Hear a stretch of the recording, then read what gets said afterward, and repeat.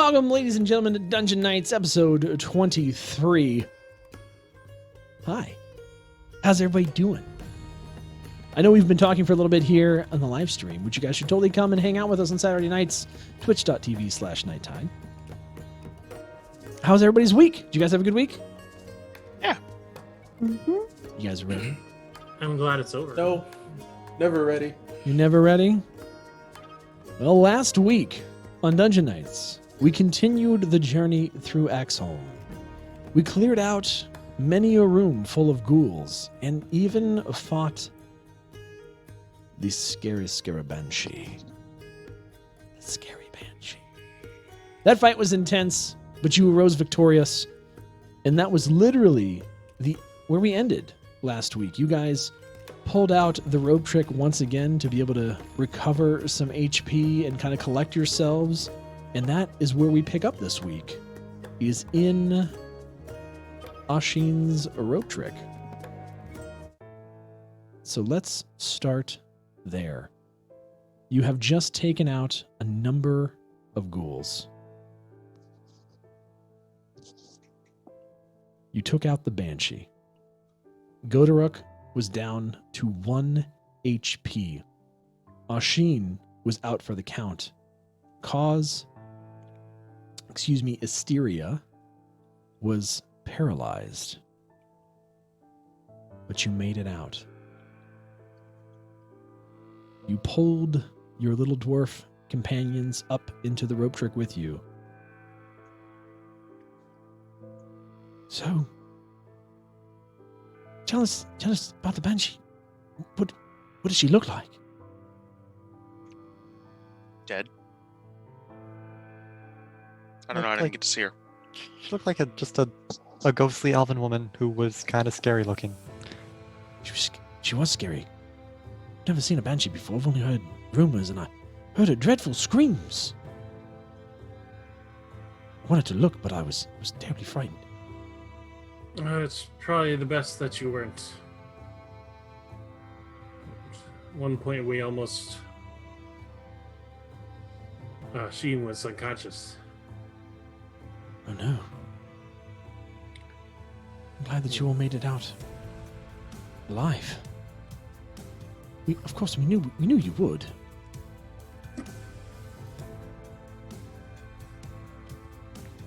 Norbus just kind of looks over. I still can't believe. I still can't rightly believe we're even here doing this. I mean, we just came out of a sequestered temple of Moradin, and you've literally slain the Banshee of Legend. It's incredible. But as much as I want to continue to revel in this disbelief, I must remind us that we still have a bit of this fortress to explore. There's still more to go. We've got places we haven't been yet. It's not over yet. True. But for now, we need to recover a little bit from that last fight.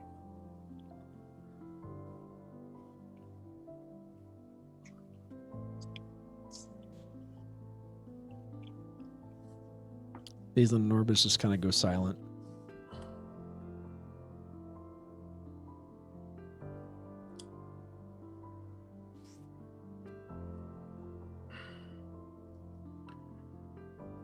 Well,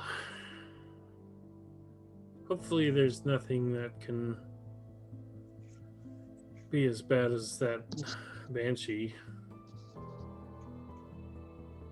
But I'm sure there's still more ghouls to deal with.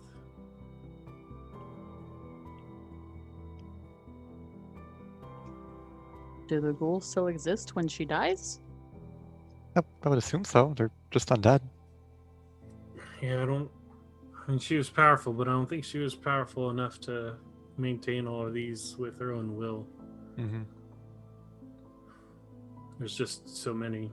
She probably slowly raised them over time. Okay. You just go slowly and clear out rooms and not wander off randomly.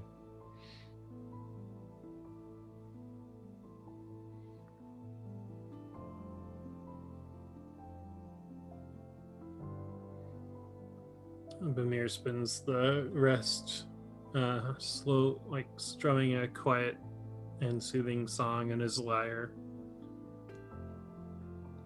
Bamir, what is your favorite instrument, by the way? Is it your lyre? It's the first one.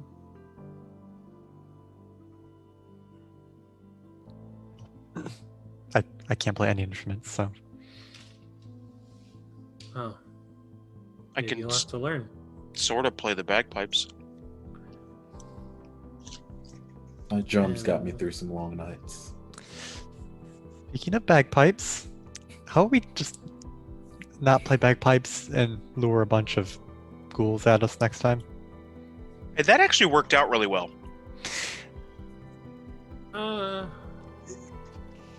Define well. I could have just cleared the room without us being hit a few times. Yeah, but we're fine. Fair. All's well that ends well, for sure.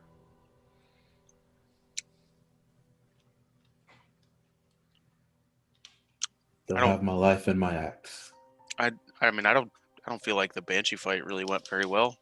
I took a nap. Kind of mad about that. Well, I almost took a nap. She just looks at Asheen.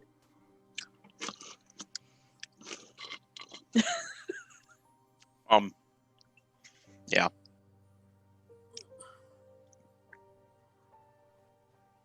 I was attacking a banshee. Did something happen back there? She was stuck in the doorway at one point. Sheen was in front of me in the doorway. Then all of a sudden he wasn't. Oh. Okay. In my well, defense, you cast Moonbeam in the room and made me visible, so I could no longer block the door efficiently. Couldn't you just dodge? Like I dodge the attacks? Funny how hindsight works, right? That's fair. Well, I think it's probably better for Asheen to do some damage rather than just spend all his time defending attacks. I know it didn't really work out for us because I took a nap. Wisteria got paralyzed before she could change into a murder bear, and Asheen got knocked out before he could fire at the Banshee, but Oh gosh, you guys had a rough time back there. A little bit. Well, if you didn't see, So yeah, hey, how did Goderic everything did. How did everything die? What happened? Goderic went mostly into a just- blood rage? Yeah, Goderic kind of went. There's a reason I Crazy. keep this axe with me. So Everywhere I go. you killed everything. Most things. Some Most of it, things. yeah. That's fair to say. It was Oh. pretty impressive. He just had this surge of inspiration and just killed the banshee, went into the room I think with Hysteria, and I heard more things just dying. I just walked in, there's just one standing there all by itself, and he's just like panting. All of this being said, I'm gonna reach over and like playfully thump Goderic on the shoulder. Like, thanks, dude. Couldn't let you go down. Stay down. There's a lot of things that we really couldn't have done without you. I mean, that goes for everyone here, but Yeah, I think every one of us are all equally integral to our group. We work best together.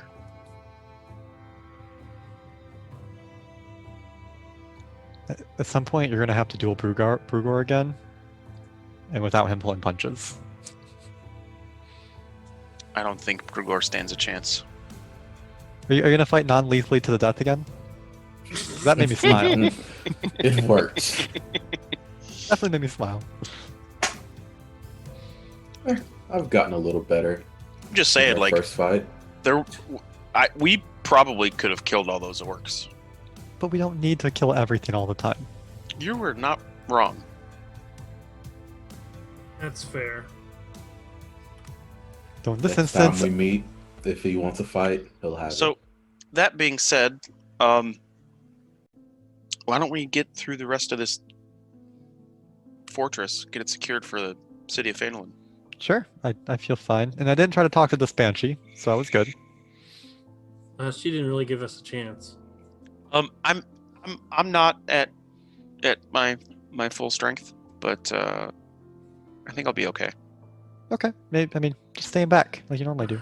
Yeah, I think Or we're try all to do. pretty. I think we're all pretty spent, but Oh, I think we've got enough to go through the rest of Well, this place. yeah, I I've feel got pretty about. I can use one more rope trick. Oh, or a lesser restoration. By the way, if you guys didn't know, I know lesser restoration. So if you Oh. get paralyzed, I can remove that from you.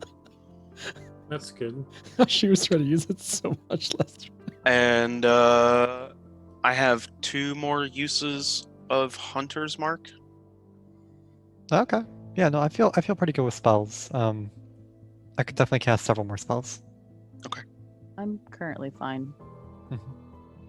Oh, Yeah, I can probably do one more shatter, and a couple more cure wounds at first circle. But I can swing my axe for days. Asteria has a lot of spell slots. so Okay, What if Godric, we I just- can- Oh, sorry. what if we just like barricade the doors in this room and take a long rest in here? I mean, I think we're fine to just clear out the rest of the temple. I mean, I think the biggest threat was that banshee. yeah, Oh, we don't know. We haven't been everywhere. Looks at Norbus and Daslin. Does your people ever make any sort of like defense mechanisms or like sentinels or weird structures? I mean, like I said when we first came here, defense is sure, but this wasn't meant to be a labyrinth or any elaborate thing. This is a fortress. This is a place where people are meant to live. We've been through kitchens. We've seen armories. I mean, this isn't a place where there's going to be a whole lot of trickery and traps and things like that. It's not like you come across now one of our dwarven catacombs or more, any of those, those mausoleums, things like that, where there's valuables and personal effects. You're going to see, sure, lots and lots of things, but no, I mean, I dare say we've seen probably the most this place has to offer just in its defenses. That said, there might be a secret room or two that we might stumble across. You never know what you're going to find, but I Okay. doubt it would be trapped or anything like that. Okay, well, I mean, you guys As- already noticed the other things, so keep your eyes out. As everybody else was talking, I'm starting to lower the rope just a little bit out of the rope trick room that we're in, and I'm like got my head down through the hole, looking around to make sure the room's clear.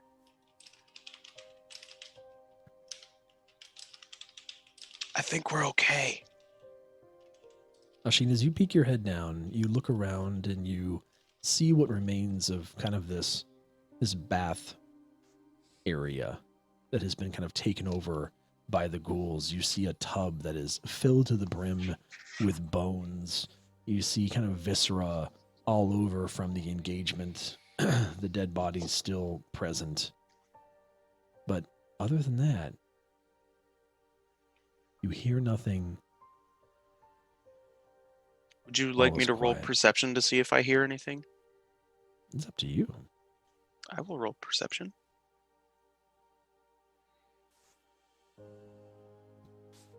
That is a 16.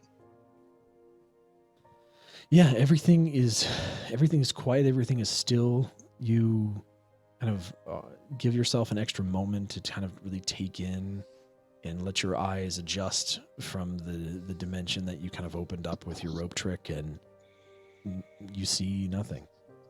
You had shut the doors previously, but even with them shut, you don't hear anything wandering the halls. It seems all quiet. I will lower myself out of the rope trick, head down, and then kind of flip over onto my feet when I get down to the bottom of the rope. Slides on the rope.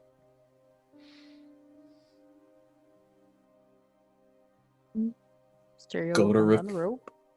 I'm feeling show-offy as Goderick, so he's gonna just drop down superhero landing style. Y'all So- gave him too much praise. That Watch hurt. out for the orc.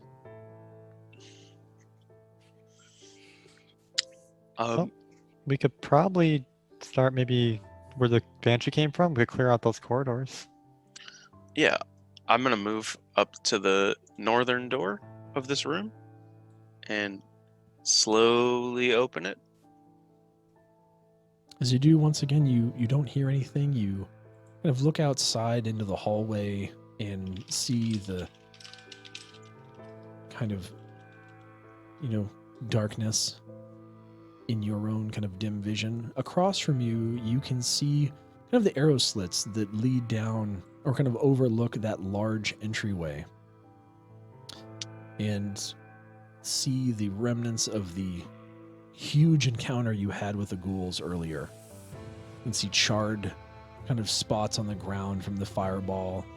There's smoke still coming up from that central stack of flesh, still kind of smoking. But as you look right and you look left, you continue to see nothing. All is quiet. There's a door at the end of the hallway to the left, and there are 2 additional rooms on the left-hand side of the walkway. I'm gonna walk up to that first door Mhm. and slowly open it. As you kind of try to turn the handle, it gives a little resistance. Give me a strength check.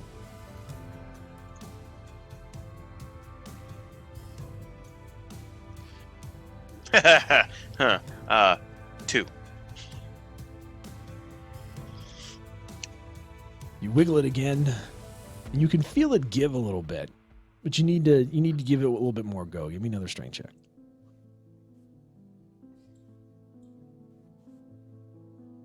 Yeah, that's a 4. Are you on dice roller, or what are you rolling with? I'm rolling on the dice roller. Is it not? Is it not Not showing showing? up on screen. Let me just double check and make sure that it's. Do you need a little help there, friend? There it goes. Yeah. We have Goderick for these sorts of things. Open this door, please. And then I will step in first. Like it's okay, Ashin. Performance issues, I mean, they happen time to time. Not a big deal. You're not wrong. But at least I have a 8. longsword. Ashin, in your frustration and Goderick's frustration, trying to open this door, I mean, you feel it Oh, God, the moving, but it's doors. just like, ugh. Just guys, can you just move out of the way real quick? I'll open it. Don't waste a spell on I the Eldritch door. Blast the door. Oh, okay. I can't do that anymore. I firebolt the door. I guess I can't do that anymore. I remember. As I you go firebolt to the door. Eldritch Blast the door, Totally forgot. you kind of see this slight materialization of purple energy, and then it just dissolves in your hand. And you kind of look at your hand going, huh? Firebolt. I firebolt the door this time.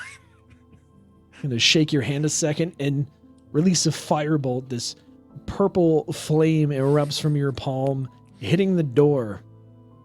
And it does little more than just set the door on fire for a moment. You can hear the hinges kind of lurch as they kind of expand from the heat. But then the fire dissipates and the door is still there. Kick it. You rolled a strength check.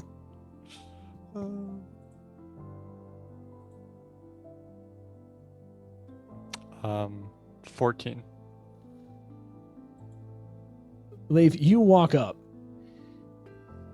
and you kick the door. You like straight mule kick this door just, as hard as you possibly can, trying to kick the door in. And then you realize that the door opens towards the hallway, and you're able to just turn the handle now and open it.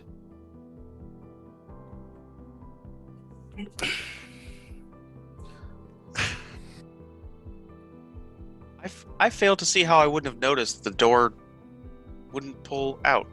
He freed it we with I his just think thought- the banshee screen. We just might fought a still be- banshee. We're not paying. You know what? unjammed the door with all the spells, is what happened. But yes. it's Okay, comical. so I guess I peek into the room. I'm gonna walk in. Ashin, as you walk in, you see a bed chamber. There seems to be kind of decayed furnishings that are covered in dust and cobwebs.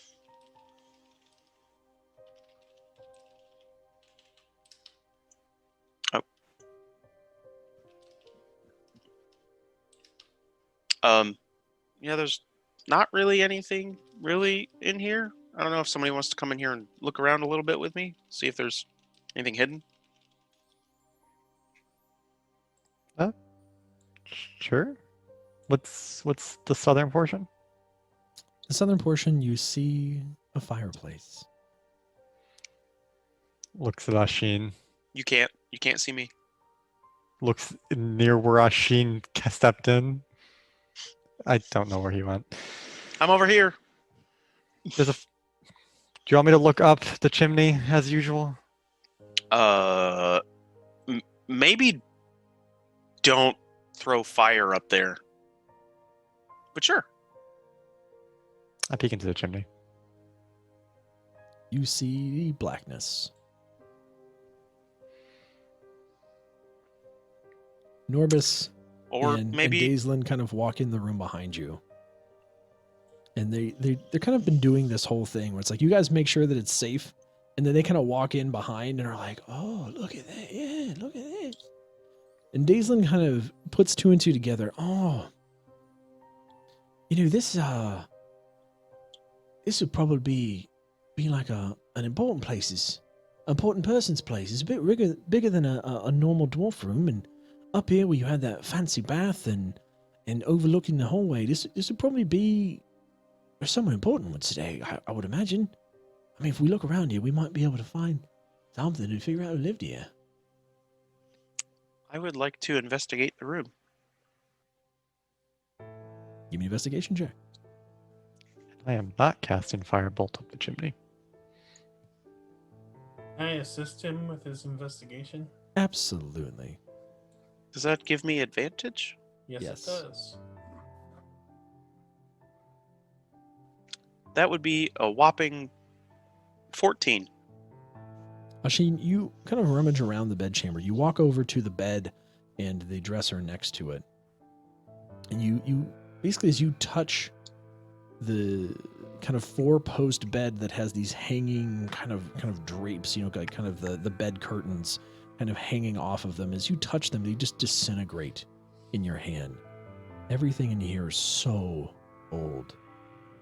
And you look around even more, and you, by chance, kind of open up the bedside table, and there's a small book in there with what appears to be a writing utensil. I will take the book and look at it. Sheen, as you take the book, you kind of look at the front kind of cover of it, and as you kind of wipe it off, you can see that it's a really finely crafted leather. And as you kind of turn the book over to the side, you can see Elvish runes inscribed down the spine. Okay, this is weird. We're in a dwarven fortress, and I found a book that's got elven runes on it. Well, Specifically the- Sylvan. the Oh, well, Banshee I can was actually an read- elfin woman, wasn't she? Asteria, Hmm. there's Sylvan. Okay. I hand her the book. Okay. Mysteria will look at the book. Asteria, as you open this book, You can clearly read everything going on here, and you do see that this was Vildara's diary. She kept a journal of various things. As she was an ambassador, she had notes in here around different happenings going on at periods of time in Elvish culture, and she seemed to, on some of the final pages, be charting her interactions with the dwarves at this moment.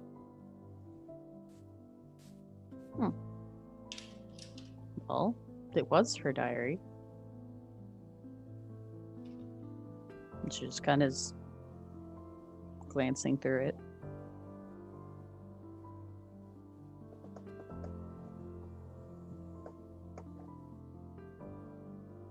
From this, you must just assume that this was probably the Banshee's bedchamber. Does it say at all who or where she was an ambassador to Or from. or from? That would probably take a bit more time to dig through the book to find. We'll do that later then. We checked the beginning. Look at the front of the book, like the first couple of pages. What do the first couple pages say? Just as this is the diary of Vildara, Okay. and that's really it. And it just kind of starts talking about various kind of various strategies about meeting with different kind of groups. So like almost like an agenda that she would keep, where it says like meeting, meet with X, like meet with dwarves, meet with other party, meet with other kind of elven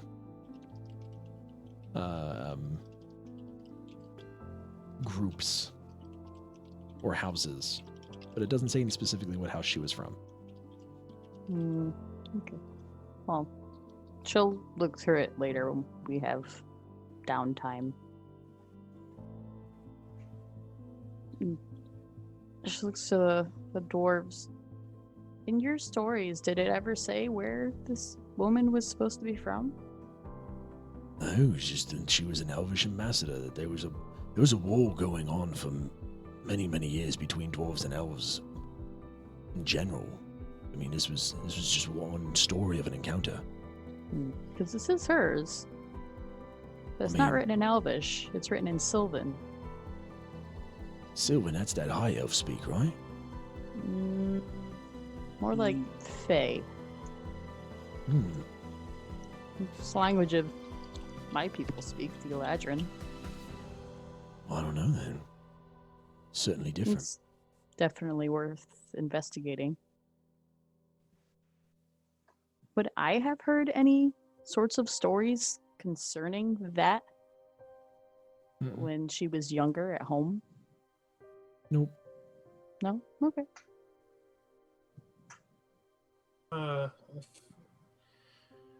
Whenever you get a chance, Asteria, I would probably like to talk about what's in that book with you.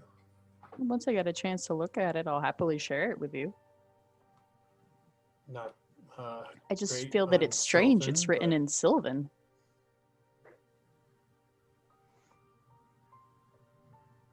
Is there anything else in here? As you continue to comb through the room, you don't find anything else of note. It seems like anything that was of value was removed from the room, save from that journal. Most likely because it was written in a language the dwarves didn't understand, so they just left it.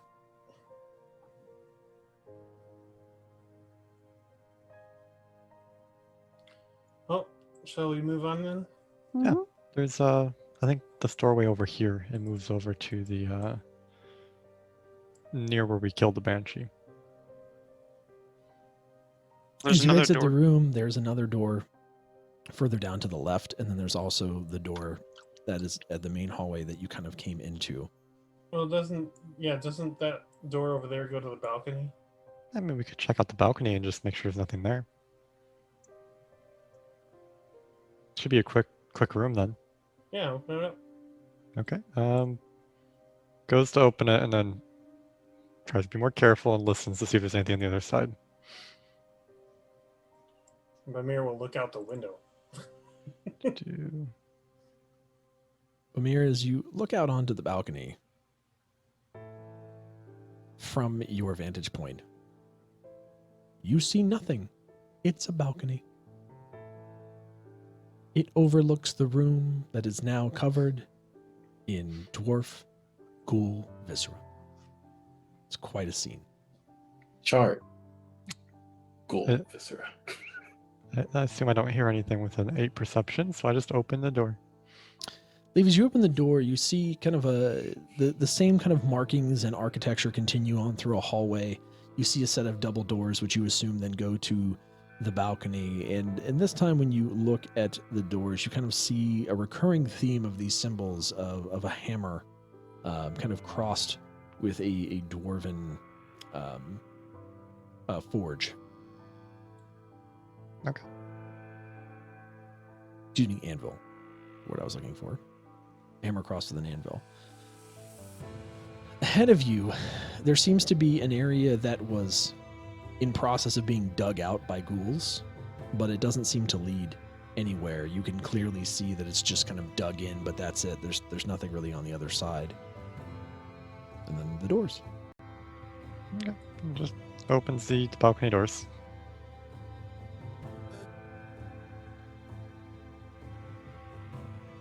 And as you open the doors,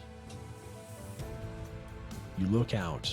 You step out onto a beautifully kind of smooth stone balcony overlooking the main area.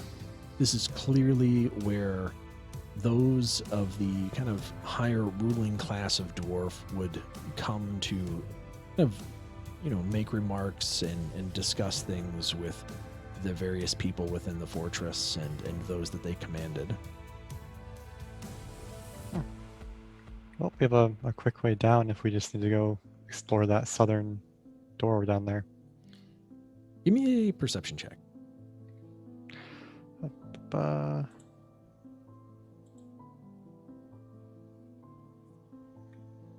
12. As you kind of glance around the area, you kind of have a unique vantage up here because you're essentially like 30 feet off the ground, right? And you can see the pillars, and as you look left to where the kind of the arrow slits are to the hallway you just were, you can see that everything appears, there's some cobwebs, but it's mostly clear. As you look to the right, you can see that the kind of entryways and kind of surrounding areas around those arrow slits that mirror the ones on the left side seem to have much thicker webbing to them. But you don't see anything. Okay. I just glance at it for a moment. There might be spiders here, but maybe not. There's just more webbing over there and kind of like points for the group. I don't know if they can see that far, but I can.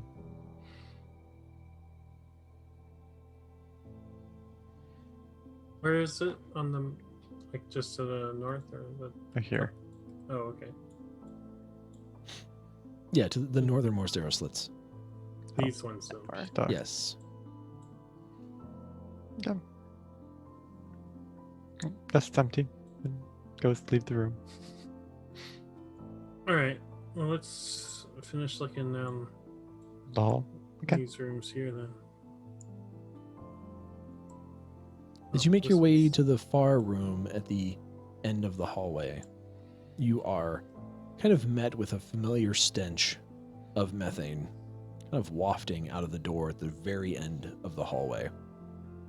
And as you look in, you can see very clearly that this is, once again, a latrine, and most likely connected to those same chutes that you saw below in the armory.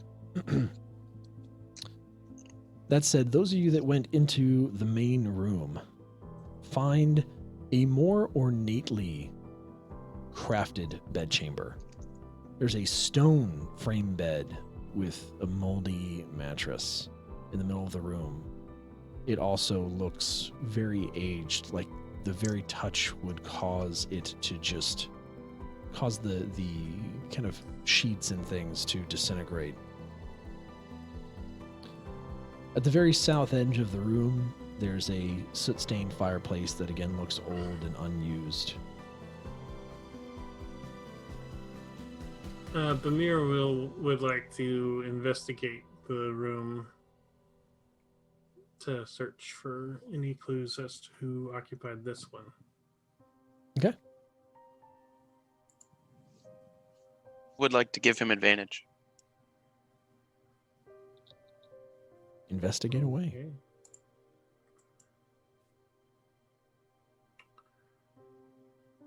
That would be a 23.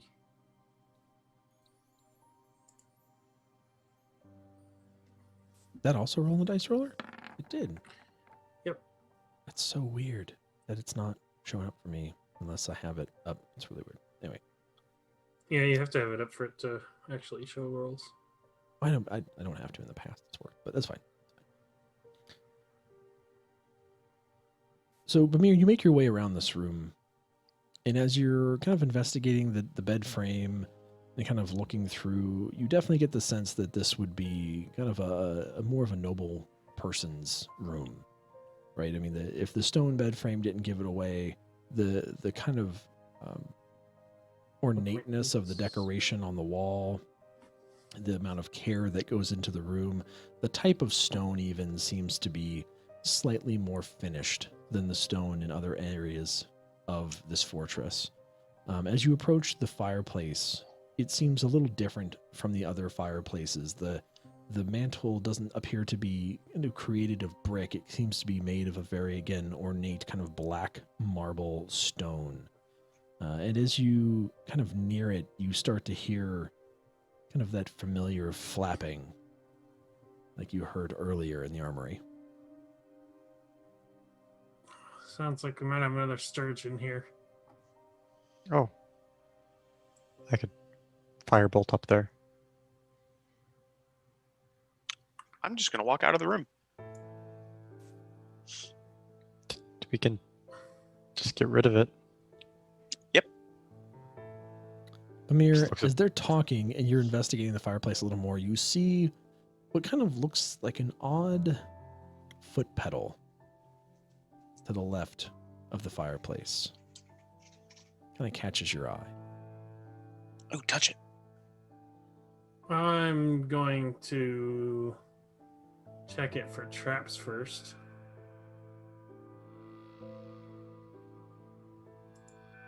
Pamir, do you want me to get rid of the sturge before you do what you're doing?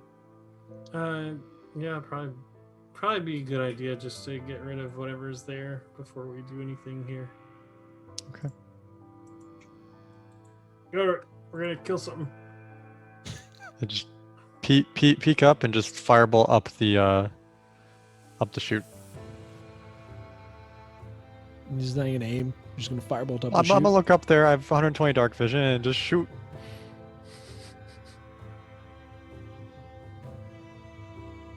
Roll to hit something with disadvantage. I attack the darkness.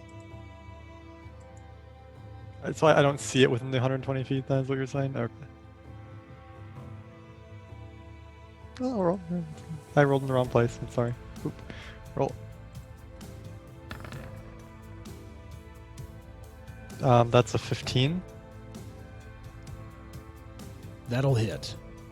Lave, as you kind of really quickly peek up, you immediately hear screeching and flapping. There's clearly more than one sturge in this fireplace. They immediately try to fly out at you, and you nail the first one, incinerating it as you do. Oh. And we need to roll for initiative. Bunch of sturges.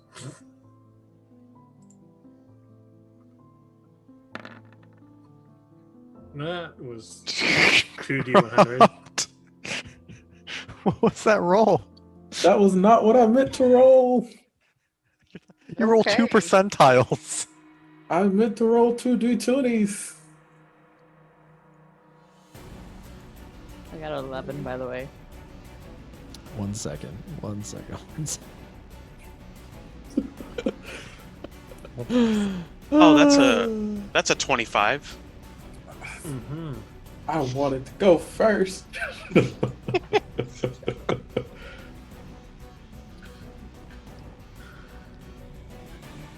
All right. Bamir, I got a 17.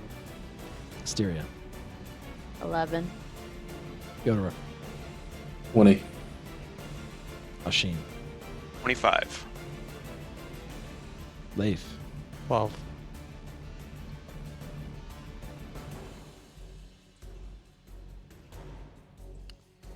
Ashin, you see 3 Sturges essentially emerge from the fireplace, and they are all flying right in front of Leif and Bamir.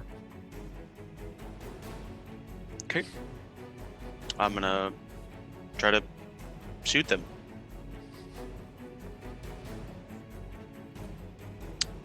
That is a 23 to hit Where'd you roll that?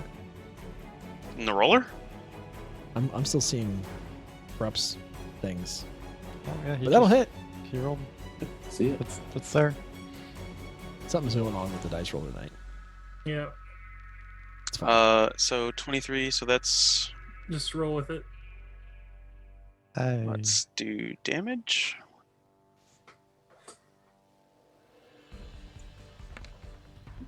That's 13 damage. Okay. Go ahead and give me your other 2. You have 2 more attacks, correct? I do. Yeah. Go ahead and give me your other 2 attack rolls as well. 20. That'll hit. Yep. And Something. Just go ahead and give me the last attack roll. Yep. That's a nat 20. Yeah, it just dies. He kills them all. He kills them all. Ashin, as you see these things emerge, you quickly just grab need to one change my arrow, kind of knock it in your teeth, and grab 2 at the same time and let them fly, and take the last one and let it fly. All 3 Sturges, you plug them straight in. The arrows kind of make their bodies hit the fireplace as they go and thud, and you just have these 3 little Sturges on a spit.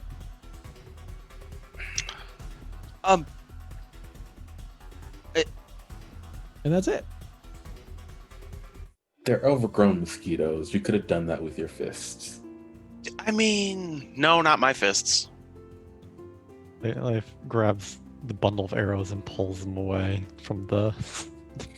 Yeah, can I get those back? George, on a stick, anybody? Yeah, gives them the arrows back. Yeah, hey, does anybody want to eat sturge? We can save it for later. Oh, Nope, I'll I didn't pass. think No, so. Yeah, I'm passing on that. That sounds like a you and Gutterick thing. Nope, nope, no thanks. I'm not. We'll I'm not pass. eat. I'm not. Mm-mm. Again, overgrown mosquitoes. That's where you draw the line? they look like Yep. they carry disease. Yep. I'll eat a grick though. You got any grick? They've been getting their blood from somewhere. Whatever. I mean, they can Bamir- fly out. They can fly Bamir- out of the chimneys. They probably just live in Bamir there. pushes the foot pedal with his foot. Mir, you walk over and you hit the foot pedal, and you all need to give. No, I'm just kidding. Mir, you see, you hear it first. You hear kind of this machination start going off, and you start to hear what sounds like stone scraping against something. And as you're kind of looking around, you start to see the back of the fireplace slowly open up into a secret space. Oh, Well, peeks inside. don't mind if I walk in myself. Bamir, as you walk in, Excuse me. Bamir, as you walk in, you see this kind of empty-ish room that's small. I mean, it's a kind of a 10 by 10 room, kind of just very nondescript. You don't see anything special about it other than this iron chest with clawed feet at the southernmost wall. Dibs. Yeah, maybe we should open it from a distance. I'm gonna back away a little bit. I go to cast I'm Mage gonna- Hand, and then I'm I gonna realize I can't. investigate the chest All right, yeah, investigate away. for traps. Roll for me.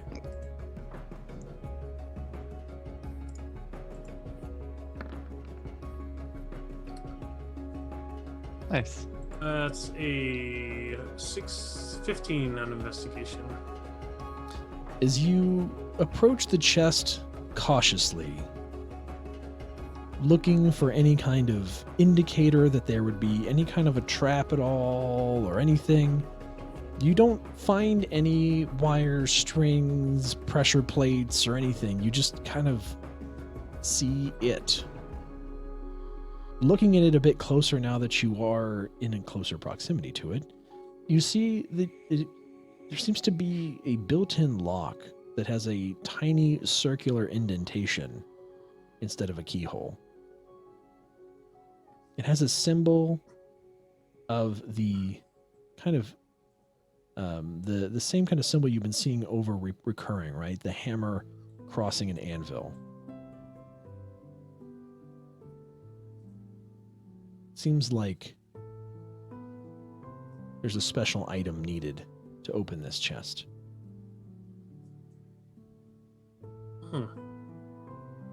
How big is the chest? It's fairly large. Upon inspecting it, Bamir, you kind of give it a little heft to try and lift it up. By your estimation, it would probably be somewhere between 75 to 100 pounds. It's heavy. Looks back out the room. Heavy for you or heavy? Heavy for him. Pretty Davlin, sure it's Norbus. just heavy.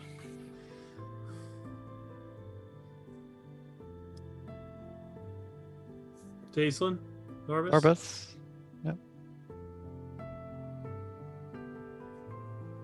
Yeah. Oh, sorry. What you need? Oh, look at this! You found a secret room. There's a symbol, and maybe did you find something in the one of the previous rooms that could open this? Oh, I'm going to be honest with you. I don't know shit about locks. Norbus, get in here.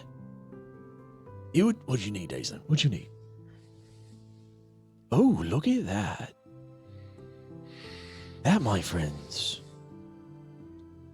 is a special chest. There would have to be some kind of very important person here that would have a specific ring that would fit in that hole. Rain, Very got familiar. I had a grandfather once who used to make things like this. So let's go look at the dead dwarven ghouls. Yeah, I mean, this would have to be somebody important. I mean, you're not going to find a ring like. I mean, this is like a nobleman's ring. Do you Very, think it was very the high. king's? I mean, could be. But he escaped. King, or maybe a Castellan, or someone of that standing.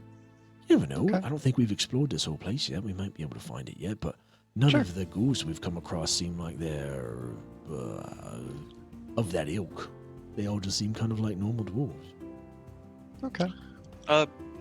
Good for us to Goderic, keep you an eye wanna- out, though. You want to bring this chest with us? Sure. that'd probably be a little heavy even for Goderic. He's got those gauntlets, Bamir. Very strong. Yeah, but I don't think we want to lug 100 pounds of chest around. I mean, we could Not bring like it up. it's going anywhere. Yeah, maybe we could leave it here for now, make sure everything's cleared out, and then just come back up. I mean, I might be able to help with that. I mean, if you would like to carry it, you can. I mean, I don't want to carry it per se, but I do have a little something that might be able to help. What's that? A little item, He pulls out this bag. Looks fairly nondescript. But as he opens it up, he goes, You ever see a bag of holding before? Oh, I've heard those. Whatever you put in this bag becomes lighter than air, and we can put a lot of stuff in it. Sounds like it'd be very useful. Can you get the actual bag over the big chest? I mean, it's a magic bag, yeah. Fair enough. Put a few bodies in here in my time. Wait, what? What? Who said that? That's my kind of bag. All right, let's do it. Godorok, you walk over to the chest and just kind of crack your knuckles and kind of reach down. Oh, you pick it up like it's nothing. I'll walk over and try to figure out how to put it in a bag. 'Cause I don't One-handed. understand that whatsoever. Like, Just one-handed. Bag's small though. You can It's feel things kind of rolling around in the chest as you're doing this. You hear like all clunks and stuff as you're going in. here. Godorok has no idea what a bag of holding is. How are we gonna fit this in a bag? Listen, mate. Just a magic kinda- bag. Just It's put it on magic, a side. Godorok. Just put it on a side, and I'll try and wrap it around the legs. You just drop it in. Fair enough. All right, fair enough. So as you hold it, you kind of turn it upright. And you can hear things kind of shift inside, like metal clanking around. And Norvis kind of comes over and hooks around one of the claw feet and an edge, and then the other one, and kind of starts to shimmy the bag about halfway. And then he kind of says, "All right, let's lower this to the ground together. I don't want it just to fall too hard in here." As you Alright. both lower it to the ground, you kind of continue to lower as the bag kind of hits the ground, and the chest continues to go into the bag. And once it does, Norbis kind of takes it and he cinches up the ropes that kind of tie the top together, and kind of picks it up and then tosses it to you, Godorok.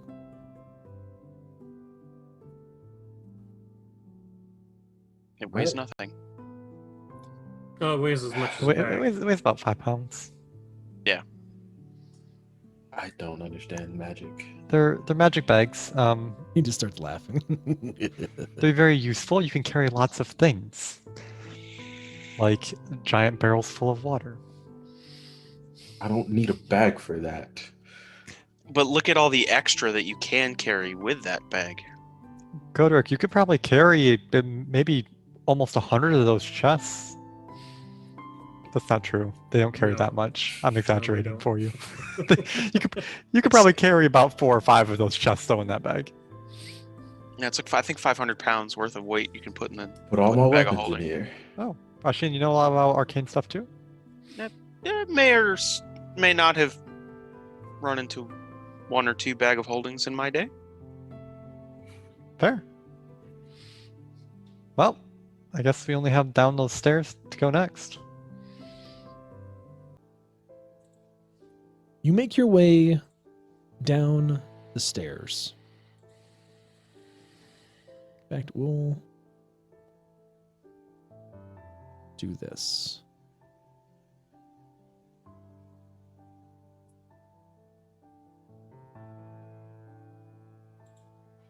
You make your way down the stairs.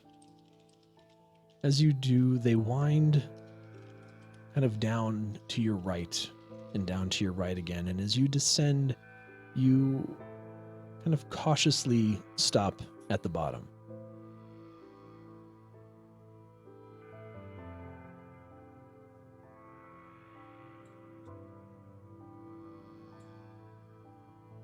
Just kind of peeks into the room. Not like there's gonna be another banshee in here or anything. Shh. Someone want to give me a perception check? Yeah, sure. Why not? It's the only Can't thing do when I that. use the map, you guys rely on the map too much. 17. Pamir, look, there's a wall near him. But Mir's like, oh, look at this stone. It's beautiful. It's really And I got a 19 on perception. You don't hear anything. I can tell you that it seems that as you had gotten down the stairs, whereas the previous staircase, that was kind of a semi-ghoul den, the smell of death and decay is somewhat lessened in this area. And looking around, you see kind of large stone columns in the room, and it seems like there's a set of double doors and a large fireplace. As you continue to kind of look around, you're not seeing or perceiving there be any kind of noise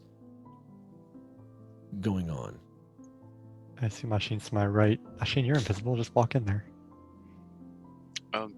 Okay. And I will walk around inside the room. Ashin, as you walk around, you see kind of a deep alcove at the southern end of the room. There's a kind of a dais atop of which rests a limestone throne, flanked by granite statues of dwarf warriors.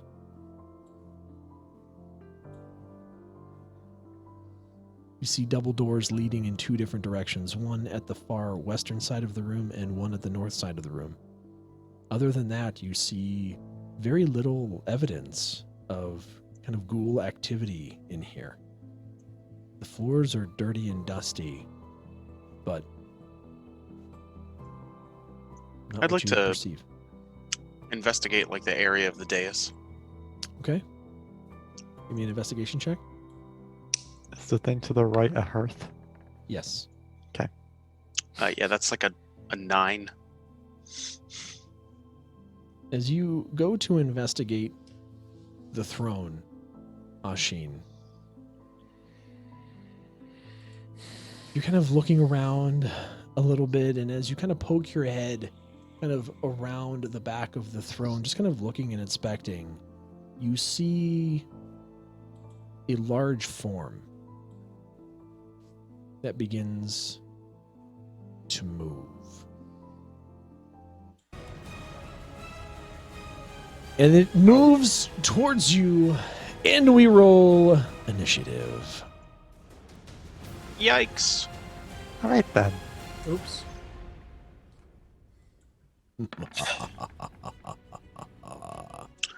Let's go with the nat 20s on the initiative roll. That's a 25. Let's You are- go. You are the parallel of me. 12. The parallel Nah. or perpendicular? Oh, so close, Gunnar. Yeah, So look close. at that. That one looked fishy. That one That actually one's looks cocked. That's cocked. Yeah, it's cocked. Roll it again. Go ahead and give me Reroll. Bamir. Okay, well, Bamir got a 13. Okay. Asteria. 12. Godoruk. 17. Ashin, you got a 25. Leif. 13.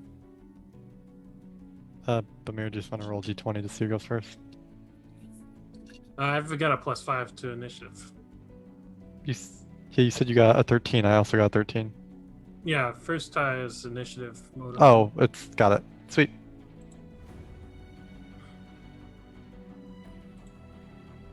Ashin, this thing kind of lurches in your direction. And as it does so and makes itself a bit more visible to you, you can clearly see that this is another dwarven ghoul. However, this ghoul is clad in full armor and seems to be a bit larger than the other ghouls that you have fought previously.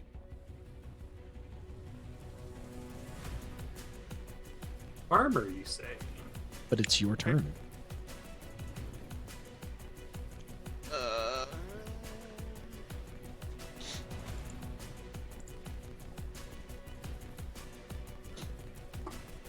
The room's dark, right?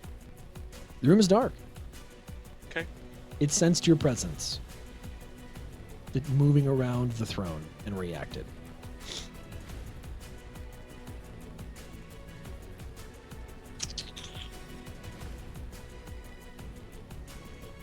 If I move away from it now, am I going to incur an opportunity attack? You would need to pass a stealth check to avoid it. I will roll for stealth. That's a... Even though I'm invisible? Yes, because it can still hear you. You would have Is it- advantage on the stealth check, right? No, the creature still has disadvantage on the attack. Oh, okay. Yeah. Okay, so that's an 8. Yeah, that's a fail. So You can let's still move away, but you're Yeah, well, I'm going to move And away. It as you move away from this throne and the creature swings wildly in your direction, but misses you due to its extremely poor ability to see what's invisible. And then I'm going to bonus action cast Hunter's Mark on it. Okay. And I will attack it. All right. See that attack? The first one is a 10. That is a miss.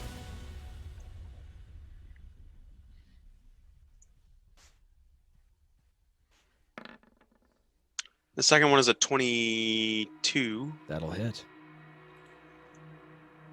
And that will be 2d8.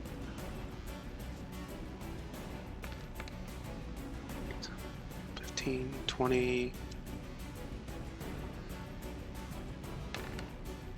For 23.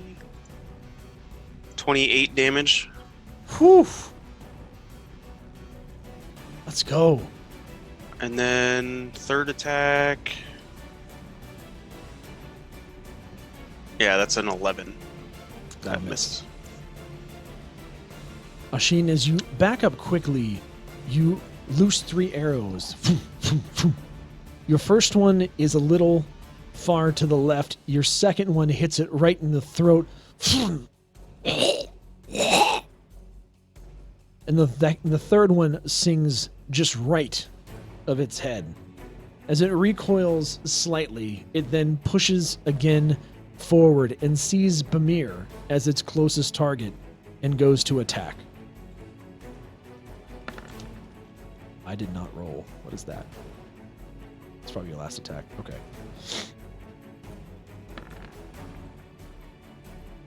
That is a 11 to hit. not a negative. As it swings out towards Mir, misses you.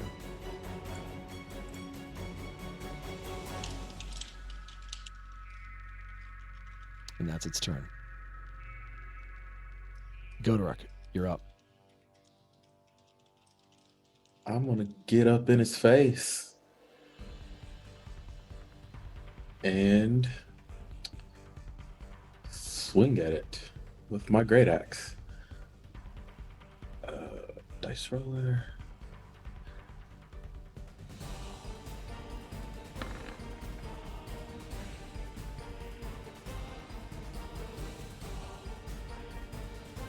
That's a hit. 21.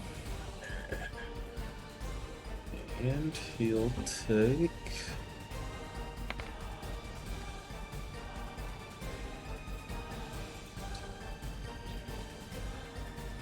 21 damage. Whew.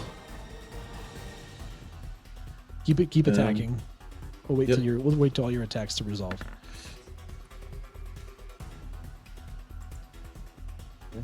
Two. It's a 7. That'll miss. And that's my turn.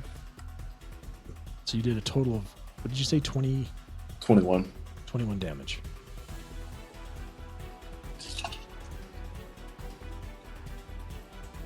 As you swing out at this thing with your great axe, you kind of cut deep into the armor across its stomach, and you see just black blood start oozing out of the opening. Ugh.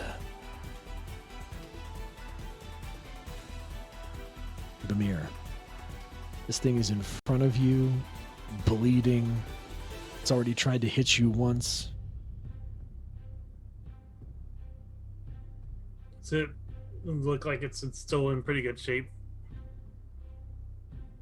Or does it look like it's about to fall It's apart? got a large streak of blood pouring from its throat, which then runs into what looks to be its intestines pooling out onto your shoes. Oh, that's disgusting. Bamir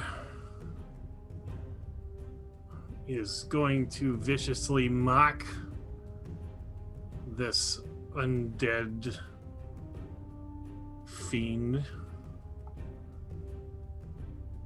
saying, "Get your disgusting entrails off of my fancy shoes, you smelly undead piece of crap." This is not your highlight. No. It's not He's the really Mimir upset about his highlight reel. shoes. He's very distracted by shoes. He might need a prestidigitation after this. And we'll force him to make a wisdom save. That's a fail. Not a wise ghoul.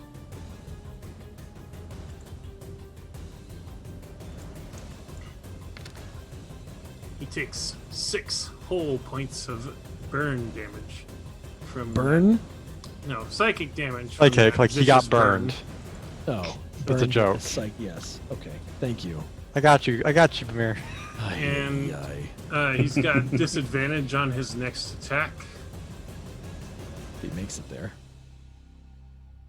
Mir, as you cast these words, you can see this creature almost like as it hears, and all of a sudden more black blood starts oozing from its ears as its head kind of cocks to one side and seems to be viscerally reacting to your mockery. Great. I'm going to run away now.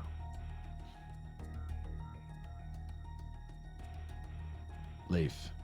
And he can it provokes an AOP if you would like to take it. But he The does creature- have disadvantage. The creature will do so at disadvantage.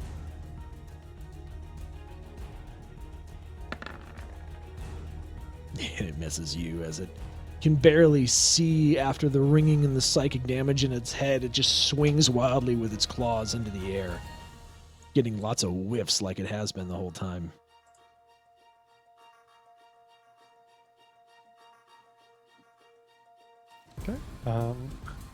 Just move Maybe over. you'd hit better if you weren't distracted by your own scent. There you go. That's the mockery we all want. Just going to move to about right here and like, oh, there he is, and cast Frostbolt. Just make a con save. Sorry, Frostbite. I can't talk today. Frostbite. Don't you have to touch for frostbite? No, it's 60 feet, and they just Oh, have to make a 60 con save. Okay. So we need a con save? Yep.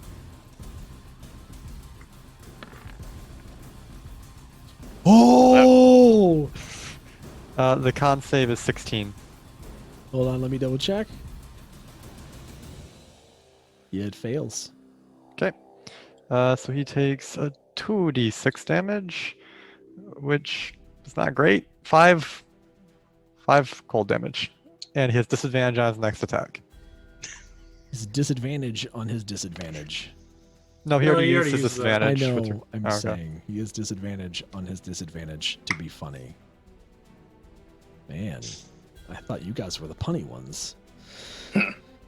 He can chill out now. Leif, you kind of reach out and extend your hand. And you can visibly see the air between your hand and the creature materialize into cold shards. The air itself freezes as it hits the chest of the creature. You can see the cold spread all throughout its entire torso. You can begin to hear cracking. You can hear the metal start tink, And you just see its arms fall off its body. The weight of them too heavy to be sustained by the icy torso, and its head falls forward. And as it does so, you can hear the body shatter into ice within the armor and just see it come apart on the floor in front of you. And Okay, it's he's dead.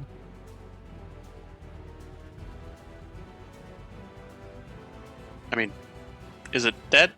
Yeah, no, it It's doesn't have extra a dead. it doesn't have a It's torso dead, anymore. Jim. It's just a decapitated head and arms. And legs. Leif looks at Bamir's shoes and casts prestidigitation real quick. Thank you. You deserved it with that just bardic burn.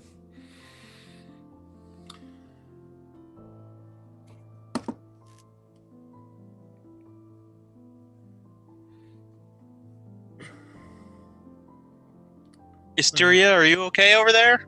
I'm just gonna sit over here and pout. Damn it, murder bear. Is she paralyzed again? Hey, look, Oh, my I feel my fucking initiative sucks. I feel you. I finally get a chance to attack something that is wearing armor that I could use heat metal on, And you and didn't. it's already mostly dead. Yep, no, I get that. I would like to Oh. just inspect the body for like a ring or Yeah. anything useful, or what the This- armor This is. person looked important. Asteria, Let's as you check out the as stuff. you are kind of off at the bottom of the stairs, Mhm. you realize as you kind of turn around that Daislin and Norbus are kind of like peeking out from around your body. Just trying to get a sense of what's going on. Leif, as you walk up to the body, you kind of see once again just the various parts strewn about from its demise. And you're looking around and you can see the clothes look a bit more regal. The fact that it's wearing a breastplate and armor at all kind of is a giveaway that this might have been someone of more import. And you reach down to the right arm and start inspecting. You see that there's a rather ornate ring on the middle finger of this dwarf. I just want to say, I want someone to draw a picture of that. The two dwarves hiding behind the And tiny the little small Eladrin. Outladrin. Yeah. I'll give you 10 gold if you go into bear form now. And she'll look down at them and be like, it's safe now. They already killed it. You're fine. You sure? Yes. Leif takes off the ring. Looks at Godoruk. I think we found it. And just puts it in his pocket. Yeah, Leif, as you remove the ring, you do see that there's kind of a familiar symbol, the hammer and anvil, kind of imprinted on the ring, and it's roughly the same size that which you would think would fit in that chest. Put it in my pocket for now. So, do we want to handle that here now? Maybe Be- we should worry about the rest of the dungeon Yeah. first. Besides the Yeah, good idea. breastplate, is there anything else that he had? Like it's Yeah. actually like medium armor breastplate? It is old and beaten and now has a hole cut in it. It's not any good. Oh, it's not very usable. No. Hmm. Nope.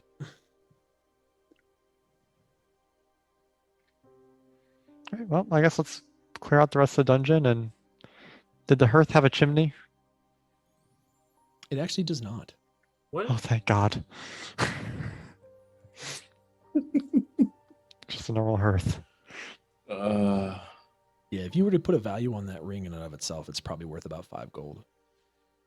Okay. I mean, it's a very Turn it nice out. ring.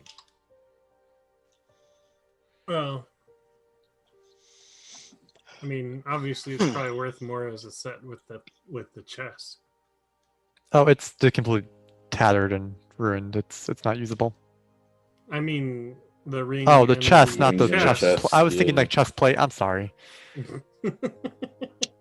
So, Yeah, I would like to go through this door.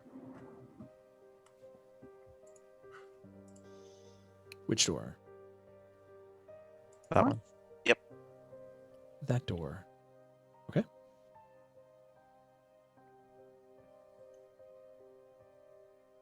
Or you could wait. Well, Okay. you said okay, so I moved. Thanks for going over to the other Uno door. memento. He's unlocking all the doors. As you examine the doors to the north, you see what appears to be another kind of internal gauntlet, where there's a main area with sets of double doors that, given your position, you assume would lead back to that main hall that you fought all the ghouls in, that is flanked on either side by an additional 2 ballistas. That would be kind of a last line defense of the throne room. Okay. Additionally, you see a set of double doors that again lead out of the west end of the throne room. So nothing in either of the rooms.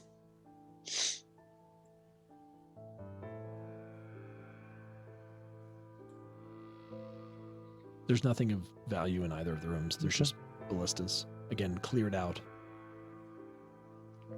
And Ashin, did you already check the throne? There was like no hidden levers or anything No. behind it. No, it was not. I checked it. I'll check it too, just in case. There's not. Sure. As you inspect it, you find a beautiful jade throne carved with runes of the names of kings of the past. But you cannot take it because it's heavy. I mean, Is it less? How heavy Is is it less than How five? Is less than heavy? 400 pounds? It weighs approximately 1,000 pounds Okay. and would be worth approximately 10,000 gold. If I would have taken telekinesis, I could actually move that. Can we break pieces off of it? no. No. Oh, Like, I'll take go my to- hammer go to and I excess- just. all right. No. Leave heads over to the Okay. other double door.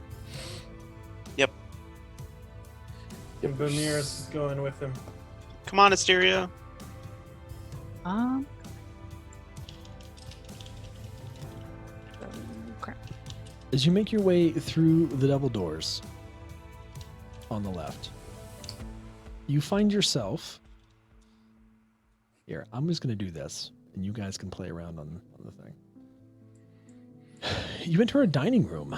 It looks like a more formal dining room, where probably more upscale kind of meetings were had. Again, basically that it's off the throne room. There's a big carved stone dining table flanked by a pair of long wooden benches. There's a couple of iron chandeliers with candles that have long since melted away. And a fireplace. And a fireplace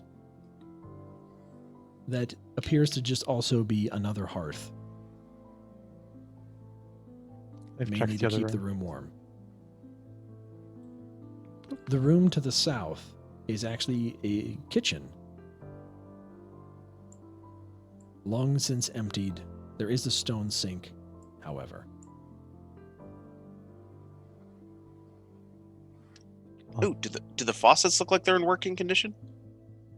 No, the previous ones were. I'm gonna turn it on.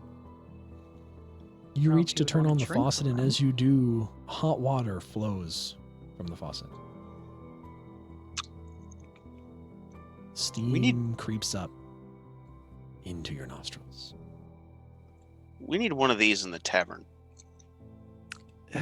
Might be hard to get, but maybe. Probably be easier to move the tavern here than to Or- get one of these in the tavern. Or use the Wave Echo Cave. Maybe they can make something magical that could heat water automatically. They do have a forge there. I mean, you guys just want to move the tavern here? What? Nobody said that. Can we investigate the rooms? There's nothing I in these didn't. Rooms. There's nothing I in these rooms. will. They're Okay, long well- since emptied. It seems to me that the traveler is telling me that there's nothing here and we should move on. Well, if you're hearing the voice of God, we shouldn't. Oh, it's just a traveler. He's just some minor elf deity. Okay, if you're hearing the voice of a god, then maybe we should keep going. Kind of. Amir, move No, on. I don't have a patron. I think that was my patron. I think the call got routed weird. Hey there, Amir. How you doing? You want to make a deal? I always love a guy that can sing. Anyway, you make your way back through the throne room, and you can choose to go back upstairs. You can choose to go through the double doors in front of you. I think we've cleared out everything. Let's just go to double doors to the next area. Following the bard. I Memento? burst through the doors. You did. You burst through the door. As you do, you're back in the main hall with nothing but ghoul viscera. Suddenly, Tarask. Well, Why do would you you guys? say that? He's not going to give us a Tarask. I know he's not. So, do you guys want to open that chest now? Why not? Can we go out of here and so I can breathe some fresh air? Yeah, it does kind of smell like singed corpses. Wait, did we actually explore everything? Because I don't remember going up to where those ballista ports were on the north side of this room. Yeah, the traveler spoke to us, or me at least, and said there was nothing really up there. Traveler never said that, actually. You're the traveler now. Never said nothing about that. So- Norbus is going to chime in. Yeah, they would have. Gotruk, you remember them steps? We never really went up there. There could still be things up there. I would hate to bring the people of Phandalin here just to have, Yeah, we better check it out. something awful before them. I'm already walking that way. That way. Yeah. Let's do it. On your map, before you get there, stop. Not just to the steps. Just get to the steps and actually just we're gonna bunch your tokens up and then stop there. As Bamir just disappears. Steps are in here. Yeah, you can go to the steps. Just kind of bunch yourselves up. It's fine.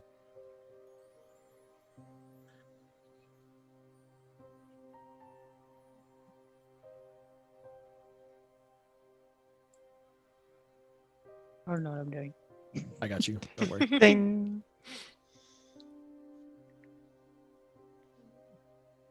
Yeah, there's no map on screen. I'm not sure if you want people to see that. I know. I don't. Okay. That's why I'm doing what I'm doing. There you go, Foxy.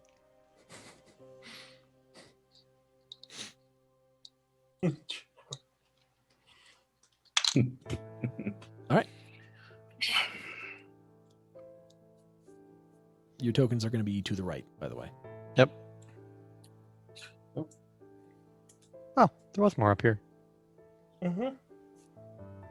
As you ascend the stairs, you notice that the amount of cobwebs seem to be changing into a thicker type of web. And by the time you get up to the top of the stairs, you look around to see a large room that apparently contains some mechanisms and chains that control the portcullis below.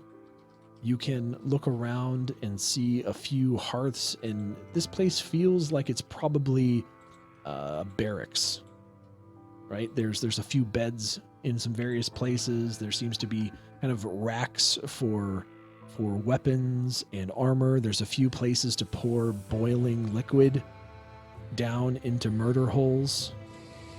But everywhere you look, you see thick webs. They're coating the walls. They're coating the four main pillars of this. They are on every single surface that you can see. Almost like there is a nest present. I would like to use my sorcery point conversion and burn 2 first level spells to get 2 more sorcery points back. Just to let you know. It's Look, great. I look at Godrook. No. I'm burning all of my first level slots to get 4 sorcery points back. Oh, I love it. There we go. I feel better. I look at Godorok and give him a wink.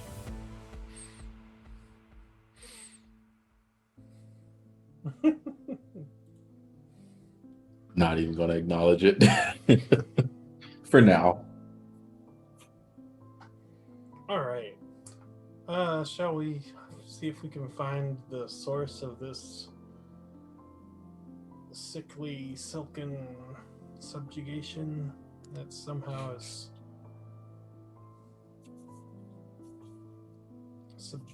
But Blair, I think you're casting through message. It's hard to hear you. Oh, sorry. Yeah, it's okay. So we search the surroundings for something that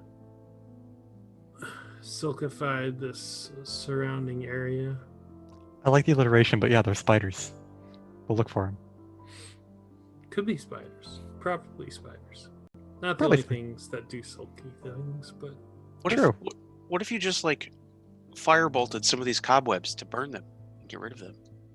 I mean, it Have might you make looked under whatever your made feet? them angry. Right. So why don't we just get it out of the way?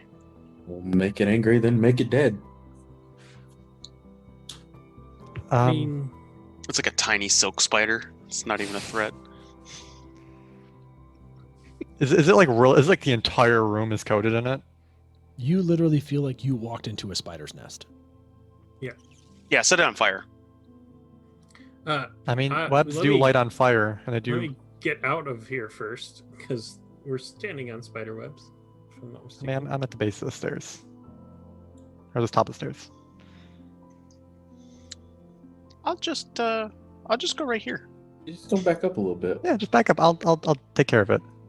This is gonna be super great. I mean, when I burn my webs, I know they light on fire for a bit and deal damage, so it's probably gonna hurt whatever's in here. I should actually use the Roll20 screen instead of the stream. Okay. You tried to move that way. I've done that so many times. I would like to cast Firebolt to. Ping where you want to ping on the map where you want to cast it. Just real quick. These are just what are those? Just tables? Pillars? Those are tables. Yes, but they are also no. Those are not tables. No, those are slits in the floor that you can see down into the area Oh, the murder. below. They're Got it. murder holes. Got it. And then this is the where you'd fill the oil. Yes, those are cauldrons that you would fill with hot oil. The hearths on either side would have been used to heat the oil to pour down Can into we the enemies see below. anything else flammable besides the webs? I can make a perception check. None of you have made any checks at this point. I'll make a perception check to see if anything else is flammable. I want to do that before I let Leif light all this on fire. Might want to see if there's any more oil in those cauldrons. It's a 12. Leif, as you start to peer around the room with a bit more discernment, you can see shapes on the ceiling. Oh, I thought my passive perception picked that up. It's higher. Are they moving? They're not moving. You just see dark shapes. I whispered to the mirror. And there's things up there.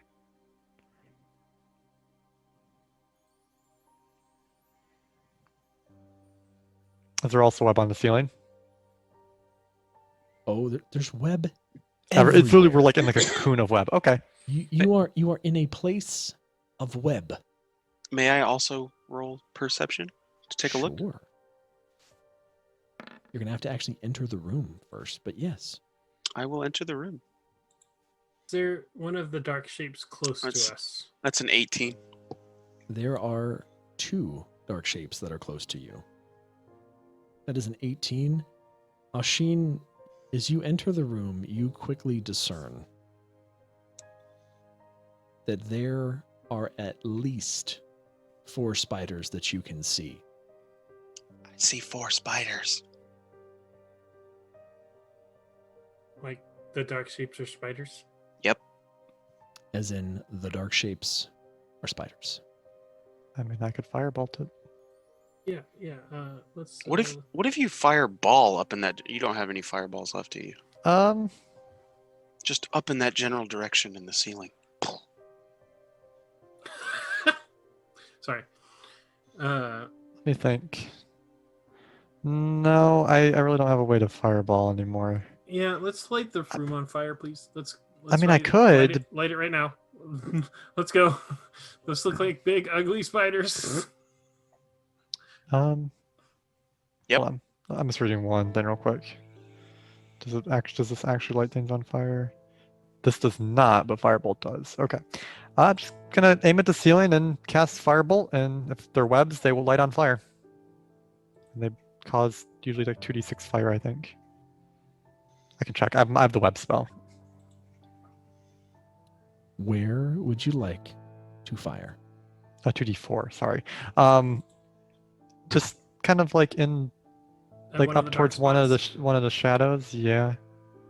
Probably the one closest to us. Ping one. Oh, yeah, this one over here. Boop. So not the one closest to us. Correct. As you cast Firebolt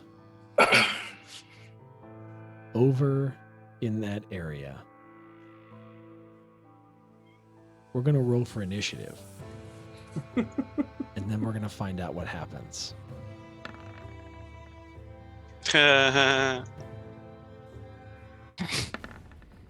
That's a 6.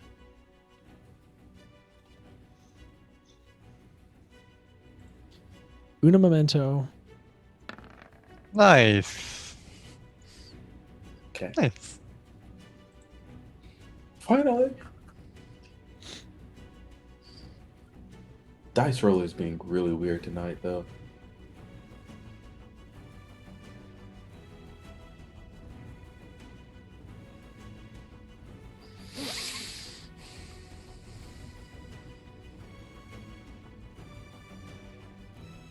No. Oh.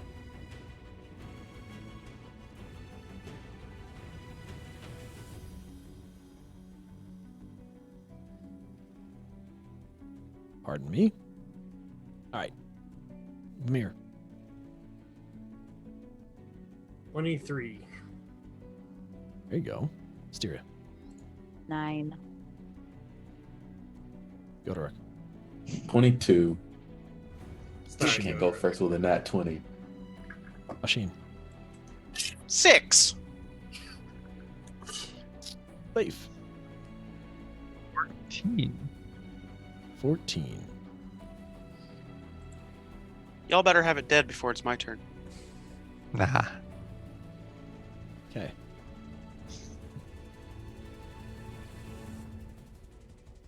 All right, I'm going to give you a surprise round for this. That being said, well, no. That said, Bamir and Godorok will have to forfeit their turns in order for you to go, Leif. So, Oh. so Leif, as you cast Firebolt, that's going to be your action. Do you still want to target the web, or do you want to target a shape? I mean, I'd like to just to hit one of the shapes then. Okay, The still the same one I pinged. that's fine. Okay. And this is just my surprise round action, basically. Correct. And is it just me, or is it? Can I It will be hold everyone my action after you. until Leif Could goes? we ready in action? Sure. I think I'm getting the surprise round, and it's going down basically into normal initiative. If I give you a surprise round, it's going to work that way for everyone. So yes, if you this is your time to ready in action. They have not detected you yet. It was my mistake not making you be stealthy, but I'm going to give you the benefit of the doubt. It's fine. Okay, so just I'm still casting Firebolt up, so I already said I'm doing it. So Yep. roll so d20. if you want to Bamir and Godorok ready actions, go ahead. In my attack. That's a 23. For the Firebolt? Yeah. Okay. That'll hit. Okay, dokie. What's the damage? Terrible. 3. But if there's a web, the web catches on fire if it hits it, but I doubt it. Hit the target. As you cast a firebolt onto this giant spider, it screams, and you start to hear a whole host of chattering like you have awoken the hive. And no, there are no wizards that come from the moon.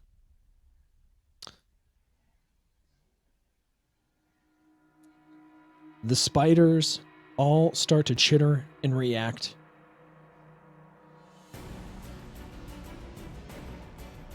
And are freaking out right now. Asteria, What? it's your turn. Does not catch on fire. Oh.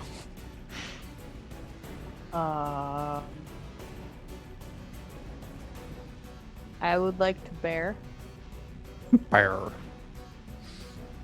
and then. What are we doing? Bear in That'll be it. mind, you're in a They're all small currently spot. on the ceiling. I know. You can move up and just bear. because you're gonna have a hard time bearing there. It's small space.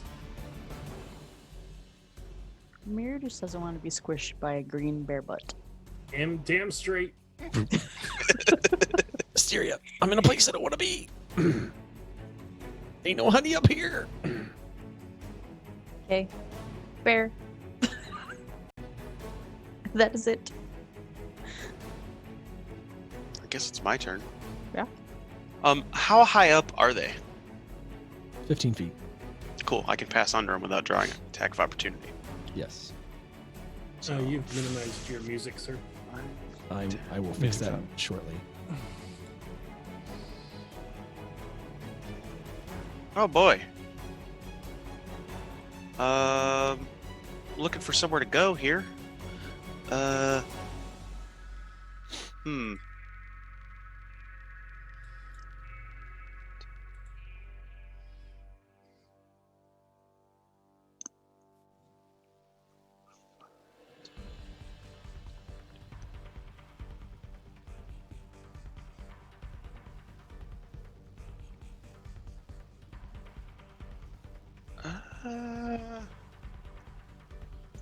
Nope, I think I'm gonna stay right where I'm at.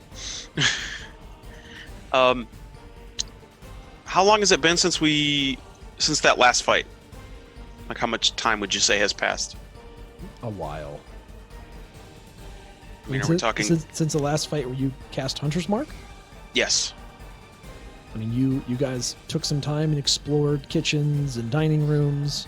You then made your way back into the main area and decided to walk all the way through the fortress up through these stairs. I mean, I would say you Probably spent been like you 20 spent the minutes. time. It's been 20 minutes. At least. Cool. Okay.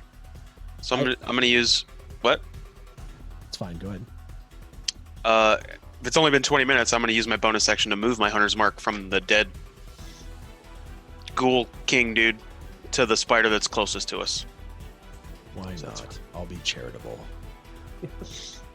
I was going to say no, because then he has to burn his last slot, but you know what? It's fine. I got 2 more slots. Well, there you go, then. Then you definitely burned a slot, and you can use another. Totally did not, because you said 20 minutes. No, I said 20 minutes. you You said did. 20 minutes. Here's the 20 minutes. It's fine. Just go. Action. Sorry. 16. That's a 24 to hit. That'll hit. Which one did you ping? Oh, it's the one that's closest to us. The one right Here. above? Okay. Yeah, this one. Did you roll at disadvantage? He doesn't have to. No. It's above and it's on the ceiling. Yeah. It's Get 10 feet up and 5 feet over, or 10 feet over. So Why would you roll a disadvantage? When you within if it's within 5 feet of me, I have to roll If you're ranged in- attack Oh, at okay, disadvantage. Gotcha, You're gotcha, in yes. melee with it. So he's 15 feet away, so Well, you're 1d8. 10 feet away if you're 5 feet away. yeah, It's fine.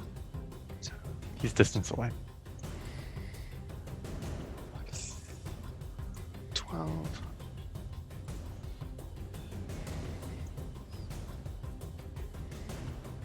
So the first shot's 15 damage.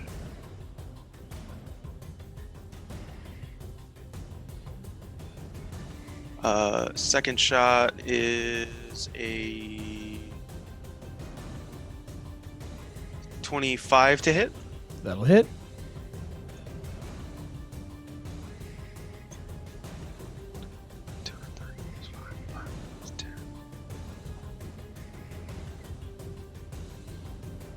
$13 damage on the second shot.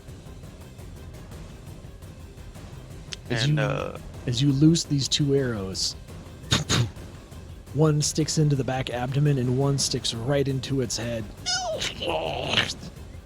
And you see this form of a spider loose its grip on the ceiling and just collapse and fall to the ground in front of you, splattering probably Godoruk and Leif with some spider juice. It's dead. It's dead. Okay, I'm gonna shoot at the one that's close to Hysteria with my last attack. That one. Okay. That's a 25 to hit. That'll hit. For 14 damage. Okay.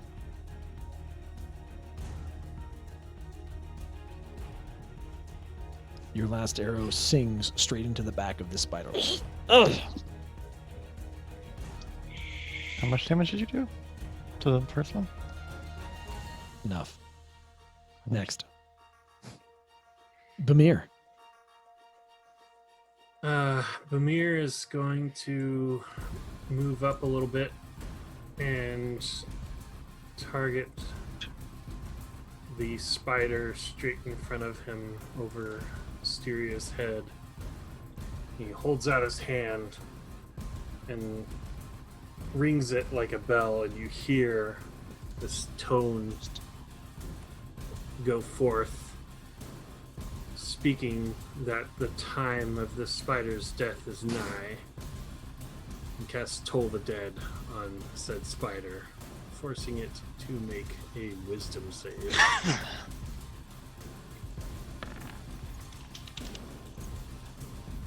It is a wise old spider. Damn.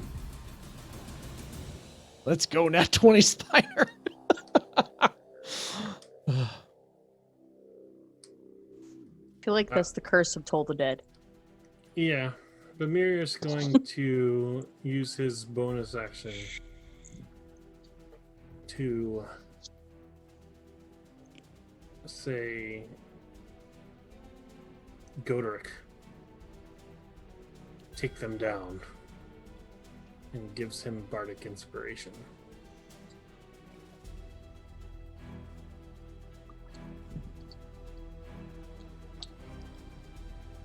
What if it was in range? You can jump.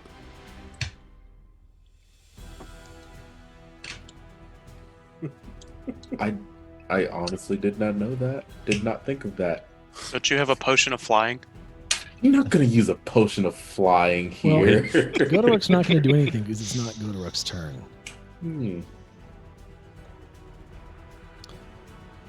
This spider. Yeah. This giant spider is going to come over to this area and drop down to the floor.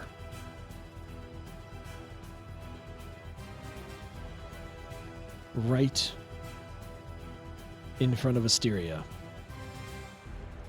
An attempt to web you.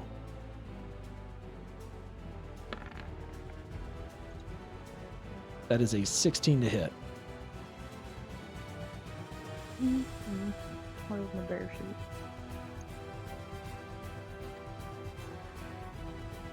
Yes, it hits. As this thing kind of crawls across the ceiling and then flips down and drops right in front of you, it sees you in bear form and just spews web all over your body, and you are now restrained by the webbing.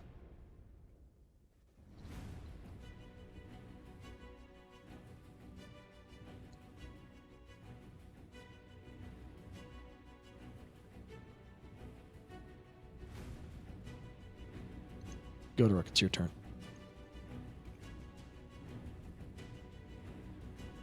Going to attack the one on the floor that just got hysteria.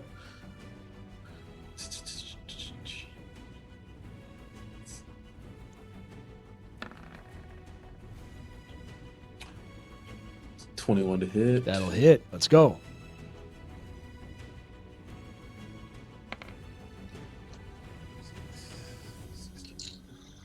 It's 20 damage. Okay. You have another attack? Yep. I'm going to use my bardic inspiration on that. What is that, a D6? E8. D8. That's some inspiration.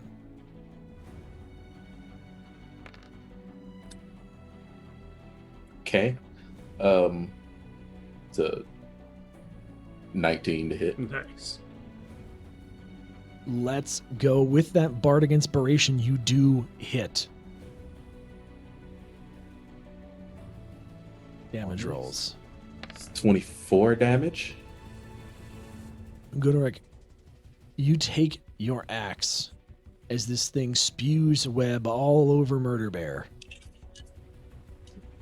And you leap past Leif and come crashing down on two of its legs with your axe, cutting them clean off before you pick up your axe again and go straight into the side of its body. You hear a and you see the legs just go limp and its body falls to the floor.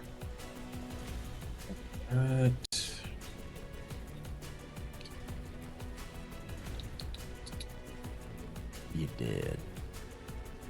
You get one free item interaction per turn, right?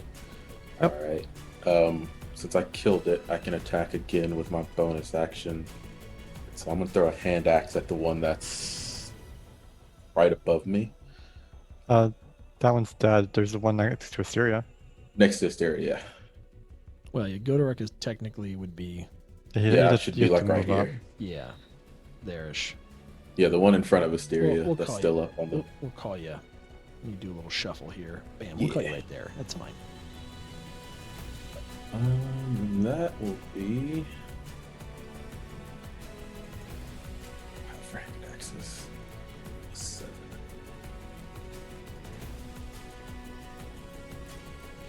It's a 23 to hit. That'll hit. 6. For 5 damage.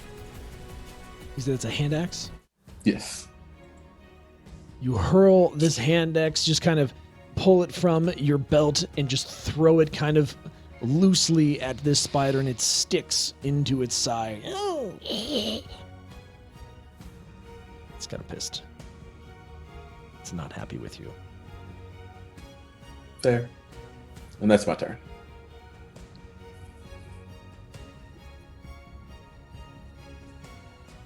It's it for 5 damage, correct? Yes. Okay.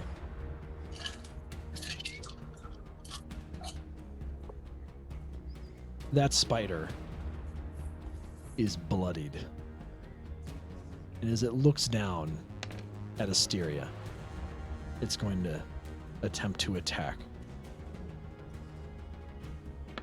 Does it get advantage because you're restrained? Hold on. Probably. Restrained. Attack rolls against Attack rolls, creature yep. have advantage, yes. And the creature's attack rolls have disadvantage. Okay. Is it dropping down to attack her? Yes. And it certainly needs that advantage. Holy crap. Sweet Jeebus. That would be a 13 to hit.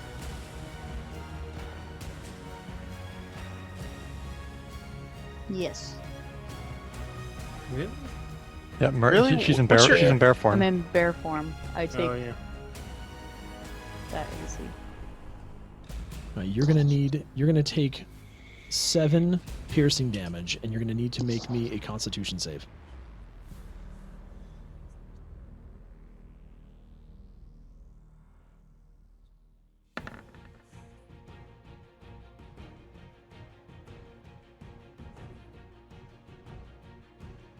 Does Murder Bear have some extra con? Oh, wait. Bear. Where are you, bear? Yes. It's a 9. Still not good. You do not succeed. You're going to take another 9 poison damage.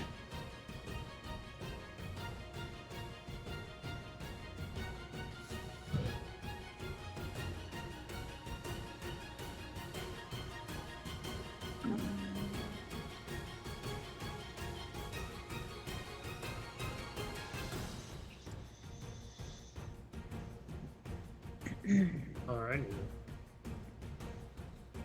With that, another spider is going to move up into the fray. Probably here. It is going to attempt to web Godoruk.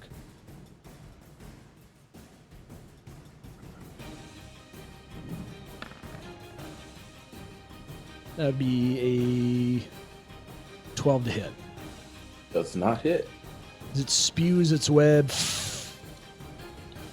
it misses. Another spider crawling on the ceiling is going to crawl over and attempt to do the same thing.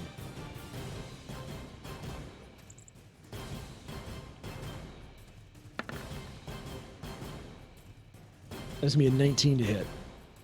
That hits. Seeing its co-spider miss, it spews forth its web. And Godoruk, you become restrained by web.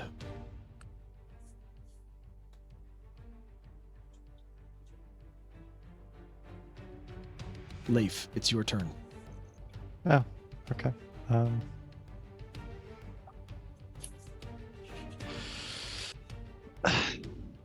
Weird. Okay, let me just take a look.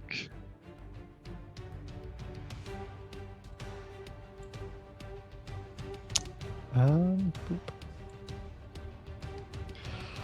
I am going to, I guess I'm gonna do this.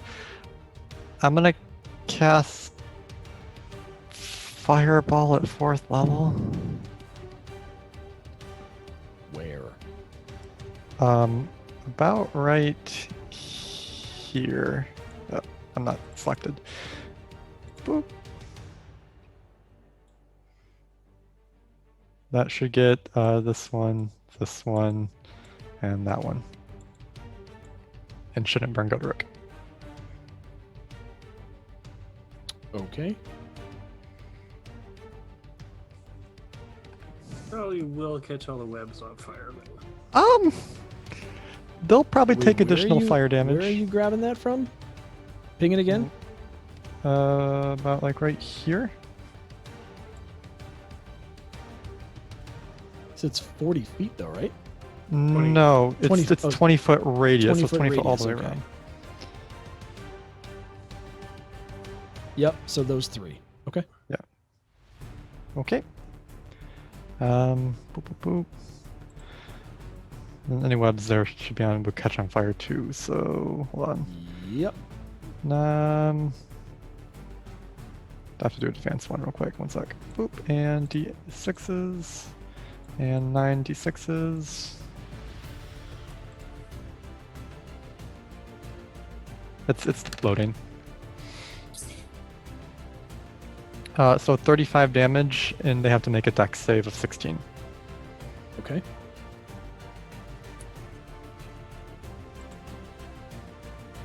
Let's see if it. Looks like we might. No, we don't. They all dead. They're all dead. Okay. Leif, you bring forth your hands, kind of rub them together, slowly, and as you loose them apart, there becomes a small orb of fire. As you direct this orb over to its intended location, it kind of sucks itself in and then explodes into this huge fireball, incinerating webs in the room and the spiders caught within its flaming grasp. The 2 spiders on the ceiling catch on fire and burn. You can hear the chittering and screeching of their death as they fall over, igniting leftover oil in those cauldrons. The entire room is now lit up bright with fire as the webs continue to burn. Oh, spiders can see me now.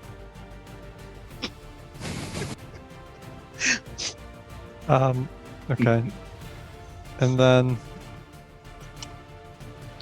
when I go, I'm gonna be moving too. When I look to the north, are that spider on the ground or is he up in the air? Any spiders that you see that have not been discussed as being on the ground are in the air. Okay. Sounds good. I'm going to. Yeah, sure. Why the hell not? I'm gonna move about right there. I'm going to use my bonus action to burn 3 sorcery points, and I'm going to cast Hound of Ill Omen. So I'll never do this again if I don't do it now. And it can target 1 creature within 120 feet of me, and it's going to target this one right here. Okay. That's now basically his prey. And it's going to appear basically like in front of him up in the air, I believe. I don't think they have restrictions on vertical movement. Let me see. I might be thinking of the Spectre from the Hexblade.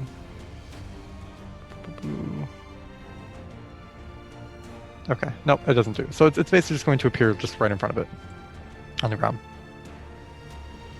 Walk me through this. Walk me through this spell. What do you do? So as a bonus action, you spend 3 sorcery points to magically summon a Hound of Ill Omen to target 1 creature you can see within 120 feet. Hound uses the direwolf statistics in the monster manual. Hound is medium size, counts as a monstrosity, not a beast. Appears with a number of temporary hit points equal to half my sorcerer level, so it gets 3, I guess, so it'll be rounded down. It can move through other creatures and objects if they were difficult terrain. The Hound takes 5 force damage that ends a turn inside an object. Start of its turn, it automatically knows the target's location. If the target was hidden, it is no longer hidden. It appears in an unoccupied space of your choice within 30 feet of the target, and you roll initiative for the Hound. And it moves to the most direct route, and it can only use the attack action, and it can make opportunity attacks. And while it's within 5 feet of the target has disadvantage on saving throws against any spell. It disappears if it's reduced to 0 hit points for 5 minutes. Okay. So walk me through what you do to conjure this Hound of Hell. I just outstretch my hand and focus on the Shadowfell energy and basically form a shadowy direwolf. Just shadows just come up from the ground and form a direwolf about right there. That is awesome. So now, Goderic, if you look over to your left, you see kind of this shadowy figure in the form of a wolf, where it almost is ethereal, as if it was on black fire, moving in and out of existence. Awesome! Raise an eyebrow at Leif, like, how long could you do this? I'm sorry, I was thinking of the Spectre. The Spectre can go up and down, I believe. So, yeah. I roll initiative for it, or do you want me just to go after my turn? Your choice. It can just go on your turn. It's fine. Okay. So then it has a turn now, then? It'll just go after you on your turn. Okay, so then it would go right now. Yeah, if it can jump 15 feet in the air, yeah. I guess I'd have to make a strength check. Athletics, sorry. Which it's got +3 to strength, so I guess I'll roll d20 and add 3. Yep. I don't think it gets my proficiency. It'd be a DC of 15.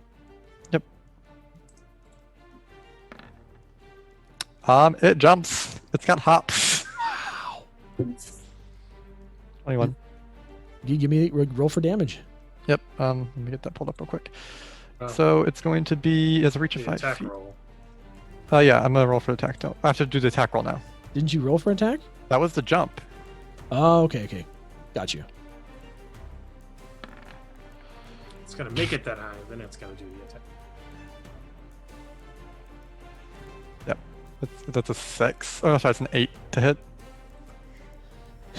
As the shadow puppy leaps like a Malinois into the air, it's certainly high enough to be able to bite the spider, but the spider moves its leg out of the way right before the jaws can clamp right onto it, and the puppy kind of floats back down to the ground. Okay. Oh, if I was next to it, it gets pack tactics. I should have been next to it. We're good. All right, that would be the turn. It angrily growls at it, and it's got 40 hit points and 14 AC. By the way, if anything attacks it, Okay. and speed of 50 movement. And 3 temporary hit points. What's that? Spider.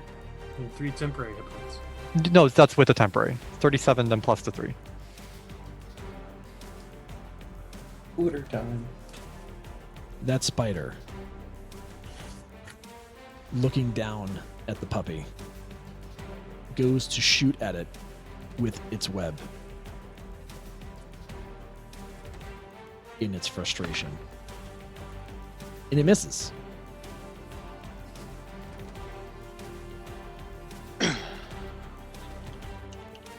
Another spider emerges from behind it and goes to attack you, Leif, and capture you and Webb as well. It's gotta make it past the dire wolf next time. They're on the ceiling. It can, yeah. That's only going to be a 13 to hit. No. It is also going to miss.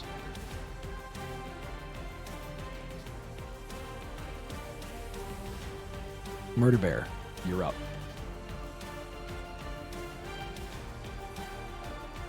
Murder bear? I'm still restrained. You are still restrained. You can make a, you can give a strength check to try and break out of the web. Bored. This is In not bear going form. well. Bear There's- form.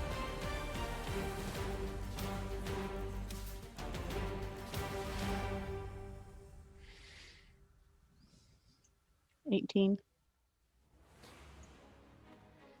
Pissed off that you're encapsulated in web, you tear from side to side, thrashing as you go. You break free your paws and then rear up on your hind legs. And you are now freed from the webs. That costs an action. Yeah. Yep. Oh. I assumed it was an entire action to free Yeah. yourself. Yep. Okay. Unfortunately.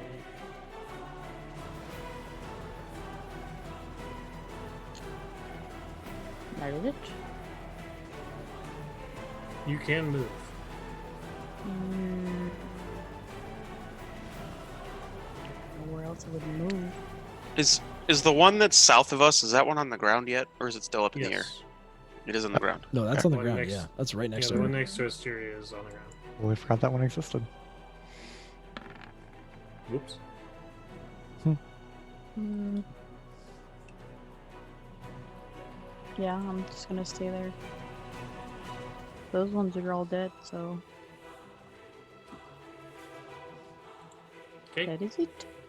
Ashin, your turn. I'm going to use my bonus action to move my hunter's mark off the dead spider to the living spider. And then I'm going to attack it. Let's go.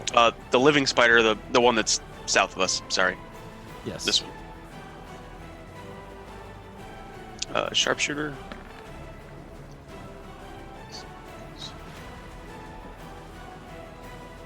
That's only a 9 to hit. That'll miss. And second shot. I'll take that. That'll hit.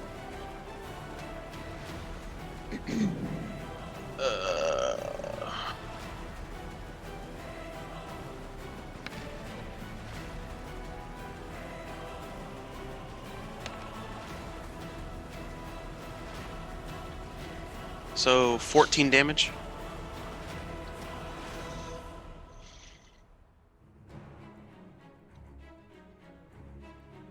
Ashin, as your arrow sinks deep into that spider, you kind of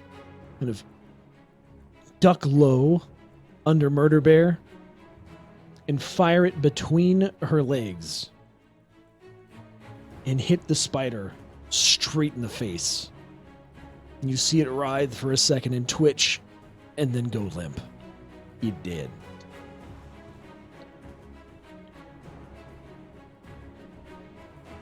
And I'm going to make some movement. 5, 10, 15, right here.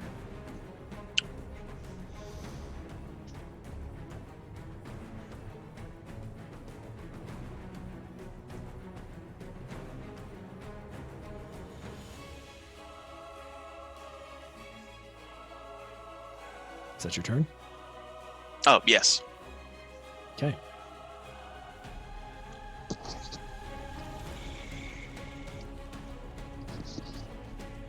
me 1 second here. Okay.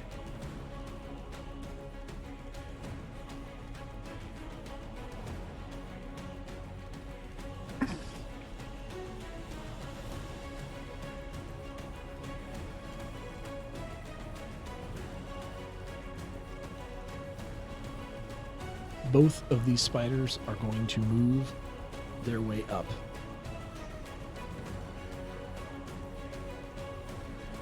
The first spider is going to attempt to web you, Ashin. You can't see me. It's lit. The cauldrons are lit. You are visible, Okay. sir. Okay. Nice try. That is a 24 to hit. Yeah, I'm webbed. It spews a web in your direction, and you are restrained.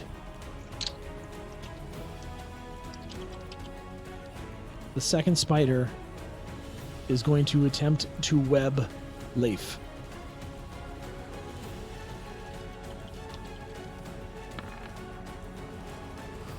Again, that is a fail. Yep.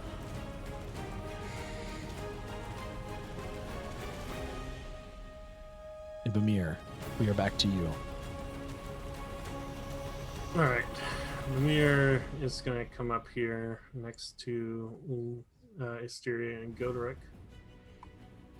And seeing the spiders on the other sides of the room, he's going to again ring out with his tolling of the dead against the spider to the north on the other side of Leif.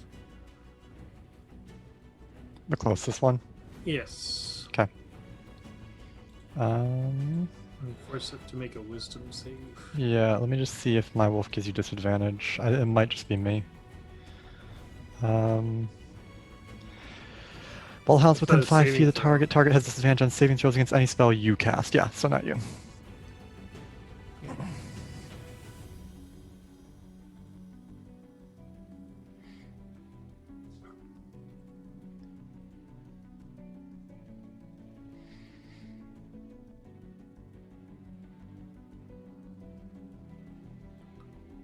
So wisdom save. Wisdom save on which? I'm sorry? The closest spider to me. That one. That one. Okay. That is a fail. Not a Okay. wise spider. And it has not taken damage yet, is that right? Correct.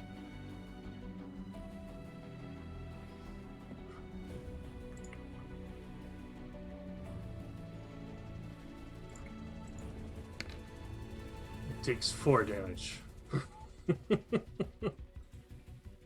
Stings. That's necrotic damage, by the way. One of its One of its legs starts to show age and kind of suck in on itself. You can see it writhing and kind of like wiggling it.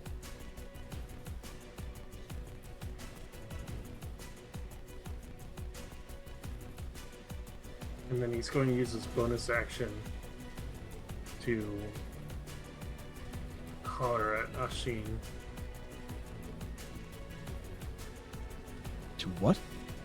To holler at Ashin, Okay. quit standing around, you lazy bum, and give him bardic inspiration. The heckling inspiration. I love it.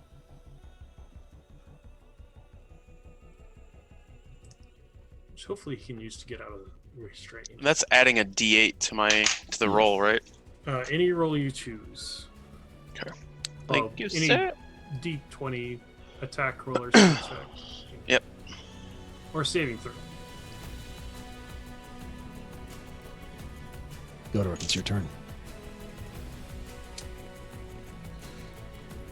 I'm restrained. I can still attack, right? You can attack.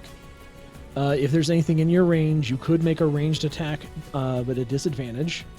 And you can also make a strength check to free yourself from restraint, but that would be an action. Could I just attack the webbing instead of actually doing a check? That's at disadvantage. At disadvantage. You're better off doing the check, to be honest, with your strength. But if I attack, I can keep attacking. If he does take the attack action, he would get extra attack. It depends on if there's a damage, like if the webs can take damage.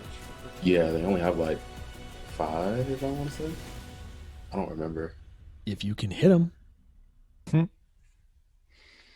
Screw it. I'm not going to use Great Weapon Master attack. Yeah. On that, it's a web. And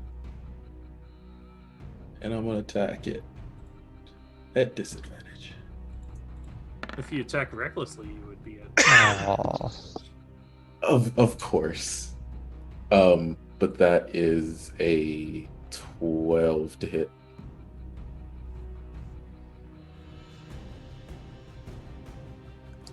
It's 13, isn't it?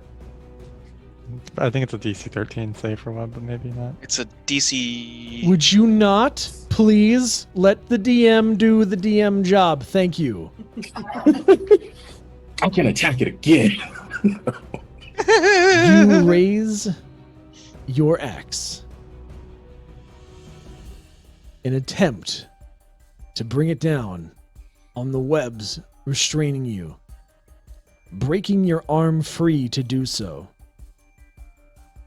And as you bring it down, you almost cut off your big toe. But you I'm do angry. slash at the webs, and you are now free. Seeing the axe cut through the web, you see just how close you came to hitting your own foot. Thing you didn't roll a 1. Actually, you should roll for damage, by the way. Oh, well, yeah. I mean, the minimum I'm going to do is 5, so. Then you're good. You're free. All right. Are any of these things on the floor? I can't remember. No, they're all up in the air at this point. But I could jump for one, right? You could try. If you would like. But you'd have to make that athletics check. You can come break me free. What?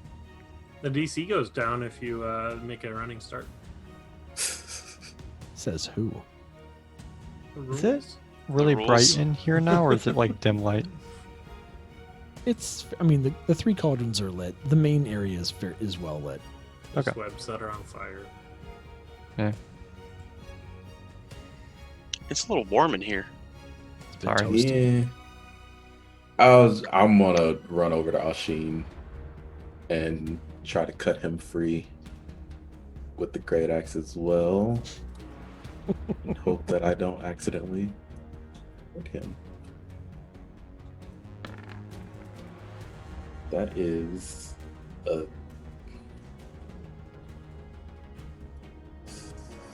14. No, it's 13, I'm sorry. You run over to Ashin with your axe up high. Ashin, you look at Godoruk as he runs at you full speed with an axe. You look behind you to look and see if there's a spider there, because holy crap, he's coming.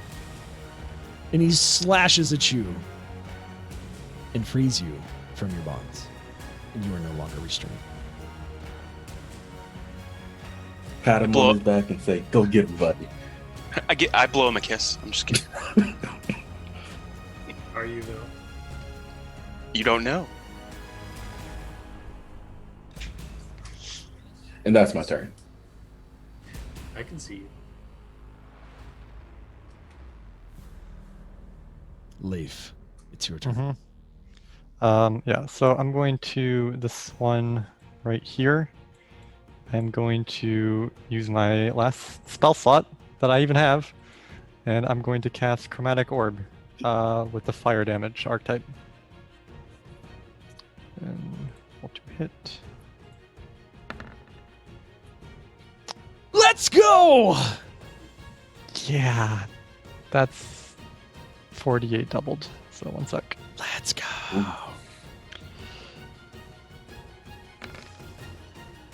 The 2 ones. It takes 26 fire damage though. Which one did you ping? This one. You conjure the sphere in your hand and basically like sub-zero over this fire orb into this spider. And as it hits the spider in the face, it just melts its way through the front to back of the spider's body. And you can see the spider emit an inner glow as it does so. And the spider, halfway through this, you see it lose its grip on the ceiling and just fall through to the floor, smoking from the orb. It's fire damage. Nice. He dead. I am that spider that's near the dire wolf is on a ceiling, so it'd be considered 10 feet away from me, or 5. If I move up to the space in front of it, would it be 5 or 10? 10-ish. Okay. Yes. You Okay. would not be able to reach it with a regular melee attack. Got it.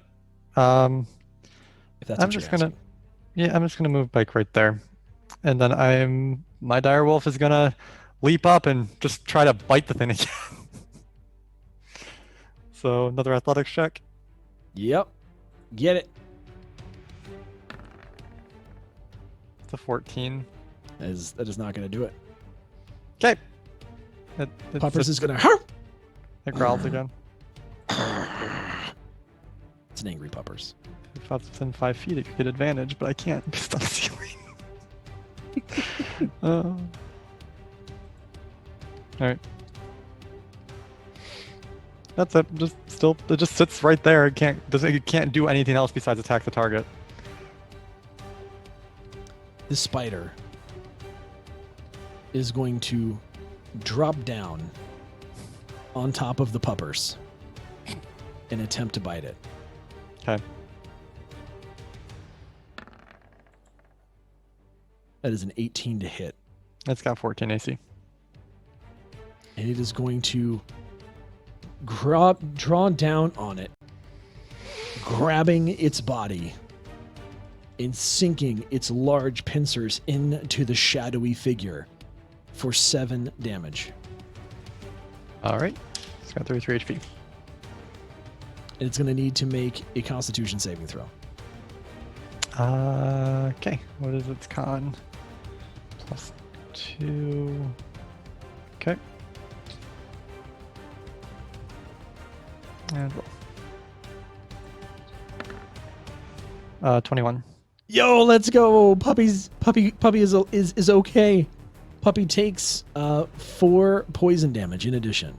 So a Okay. total of 11 damage. Got it.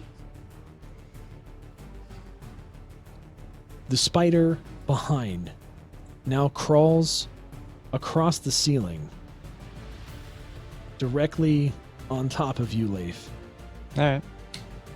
and attempts to drop down and bite you as well. Okay.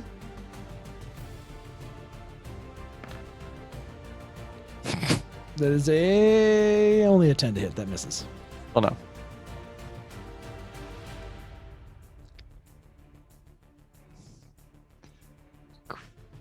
Murder Bear, you're up. Murder bear.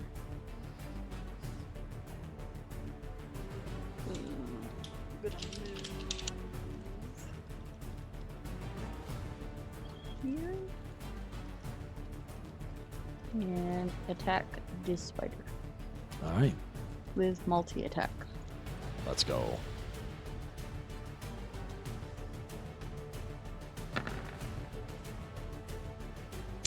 Well, Well, one's a natural 20. I mean, it kind of balances itself out, doesn't it? Uh, You double the Lord. damage on one, you miss the other.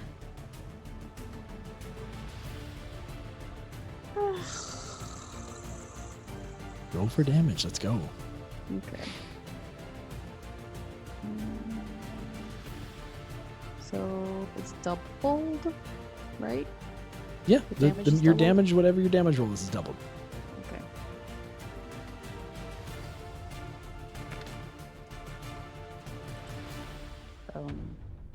Hey, Okay. Just the dice, not the modifier. That's 12. 22. It should be at least 24. 1d8 plus 5. Oh, you, okay. you roll a 5 and 7, so that's 12, and you double it, so 24. And then you, No, if there's she any- doubled the dice, not the. Oh, Yeah, she rolled 2 dice instead of rolling 1 and then doubling the. oh, okay. Number. I thought she got to roll two dice, 2d8. Are we okay on what the damage is doing right now? It says rolling 2d8. I rolled a 5 and a 7, which is 12. Plus 10. So 24 plus 10. Yes. So that's 34 damage. No, she has her claw does 1d8. Yes. Oh, her claw does 1d8 She damage. rolled 2d8 instead of 1d8 double. She just rolled 2d8. Should I roll it a different way? No, so you roll for attack was a 1d8, correct? Yes. Okay, which is a 5. So you said a 10 plus.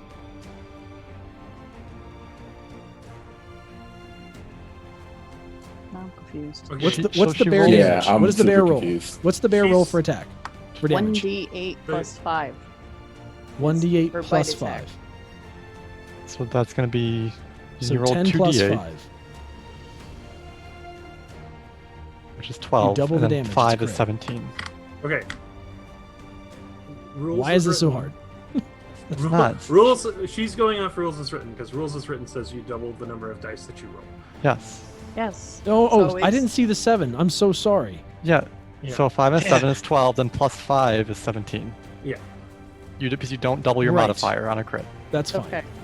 So 7. So you're saying 17 damage? Yes. That was different from the first one. I hate math. All right, Everything was wrong. everything was wrong. That's fine. Yeah, sorry. When I critted, Confusion happened. I roll 48 and then doubled it. So I just Say. did it different. We're fine. We're gonna get through this. I promise. Murder Bear, Together. you rush over to this spider that has attacked Leif. They haven't hit me yet. And you swipe with one claw and miss, and with the second one, you drive straight down on this thing's back and break straight through its shell, crushing it instantly. Yeah. Spewing goo all over Leif. Again. You gotta get gooed, man. You gotta get gooed. Twice already. I have been hit by nothing but goo. Are you They have complaining? not hit me. We can conjure more enemies. Just Says saying. the one that casts precedent. And another banshee shows up. Listen, Mysteria would apologize, but all you get is bear noises. I'm sorry. I'm sorry, Shaggy. I'm sorry. Oh, Reggie. Do you still have a bite, or is it just claw? I rolled, did multi-attack, and Yeah. the second roll missed. Ashin, you're up. I'm gonna. There are 2 spiders left. I'm gonna look at Goderic and I'm gonna say, "You get the one on the right," and then I'm gonna use my bonus action to move my Hunter's Mark to the other spider that's on the left, nearest Hysteria and Leif. Maybe do you want to attack the one that's on the ceiling that Godor can't reach? Oh, is that one on the floor? That one's No, the it's more both in front of of my them. dog. Oh, Yeah, it the is. one. Yeah. Those Oh, are okay. I'll get the one on the ceiling then. Thank you. Let's see. Yikes, that's a miss. All right, second attack. Okay, I mean, fuck it, I'll sharpshooter this one. That's a 16 to hit. That'll hit. Okay. That's a D8.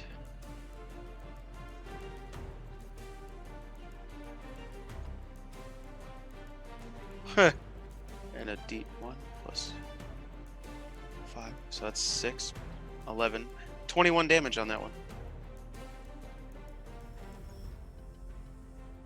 Your bolt sinks deep into this spider.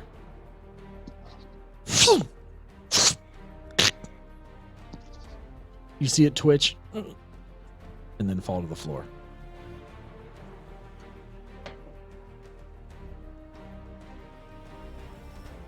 Okay, Godric, I really need you to kill the other one. And then that's my turn.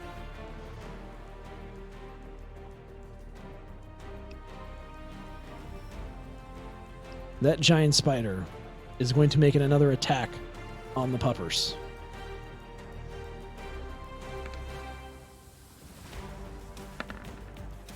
That's an 18 to hit.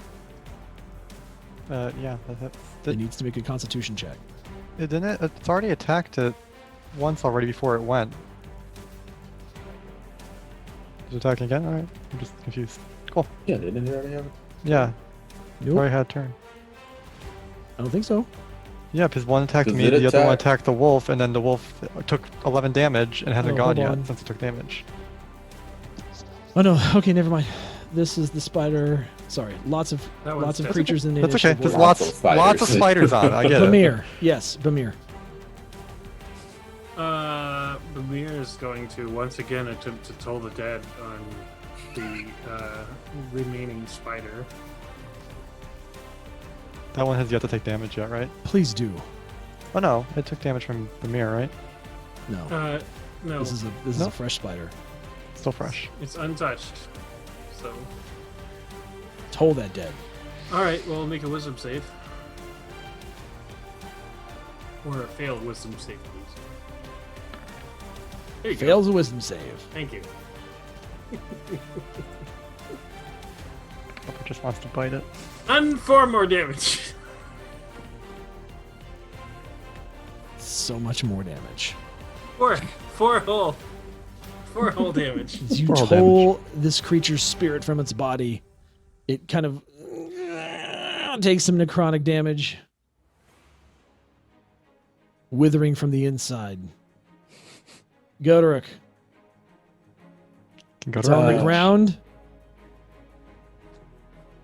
Yeah. I'm just going to say you 50. can get to it. Go for it, big boy. Get it. Go to it. Take a swipe. Are you going right next to the wolf? Yes. Yeah, he's right next to the wolf. It growls at you. Rude. As you raise your axe to attack it, it growls at you. Rude. Rude. It's its target. 15 to hit. That'll hit. Do your next attack, too. Oh. Okay. Already rolled damage for that. That. Oh, jeez. That is a That's a spider nat dust. 20. Yeah, that thing's dead. Let's go. Godric, as you rush over, you see this thing still has the puppy in its clutches. You run through and bring your axe sideways and literally cut the thing straight in half on a horizontal plane.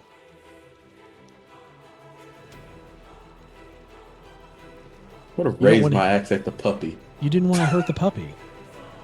As its He body growled at me. kind of separates from the top You see the body kind of slump down, and it falls through the shadow of the puppers.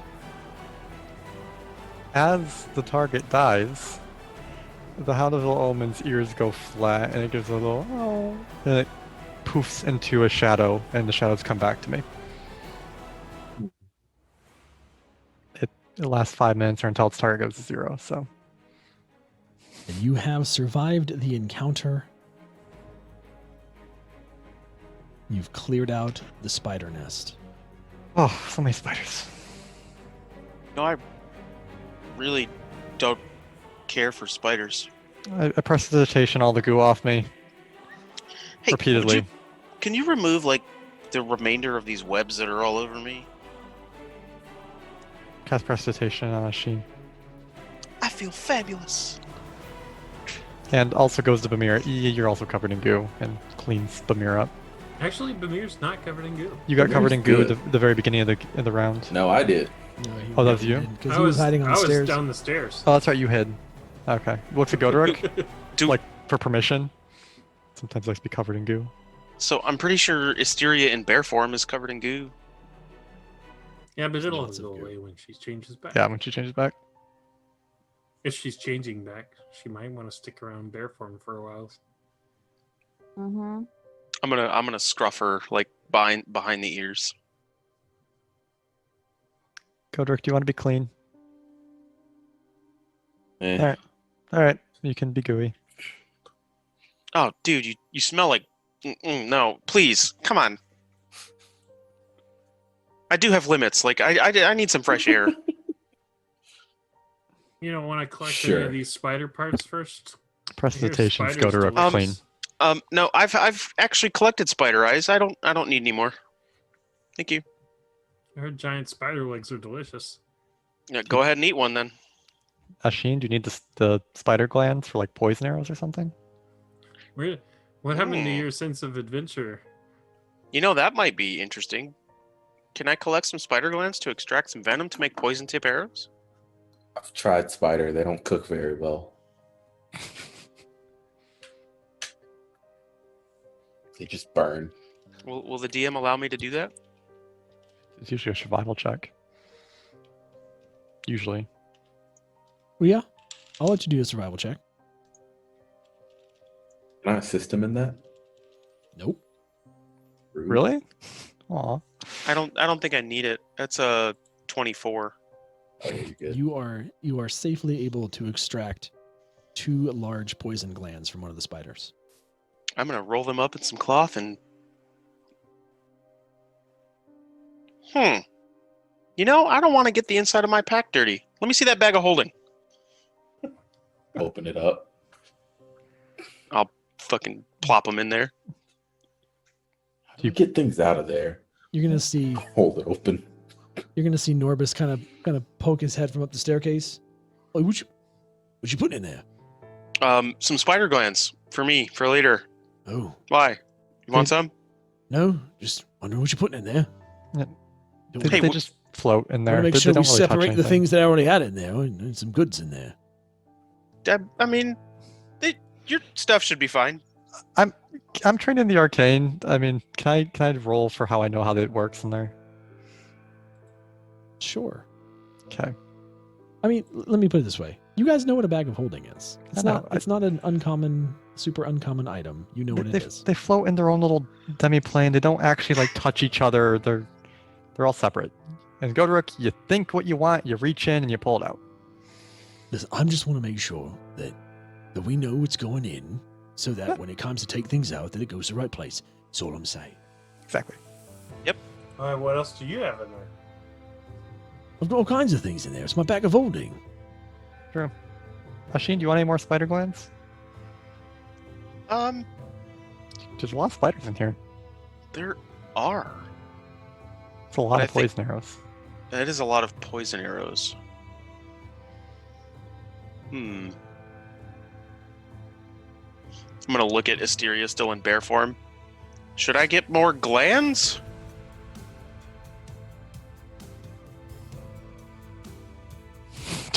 Bear How shrugs. you want me to respond in a bear form?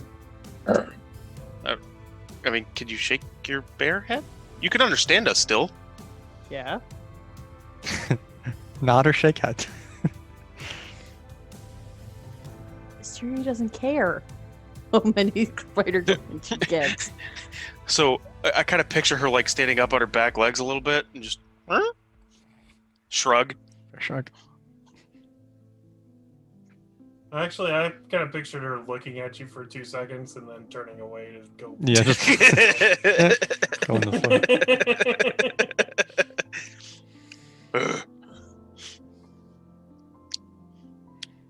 Okay, she does.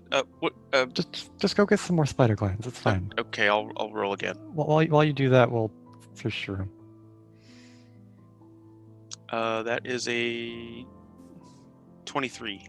Could this just be for all the spiders? You have to roll for each one, and just get like a bulk of them. It's up to date. Yeah, I know it is. We'll be rolling for a while though. It's a 23 if he lets me do it again. I'll let you do it one more time.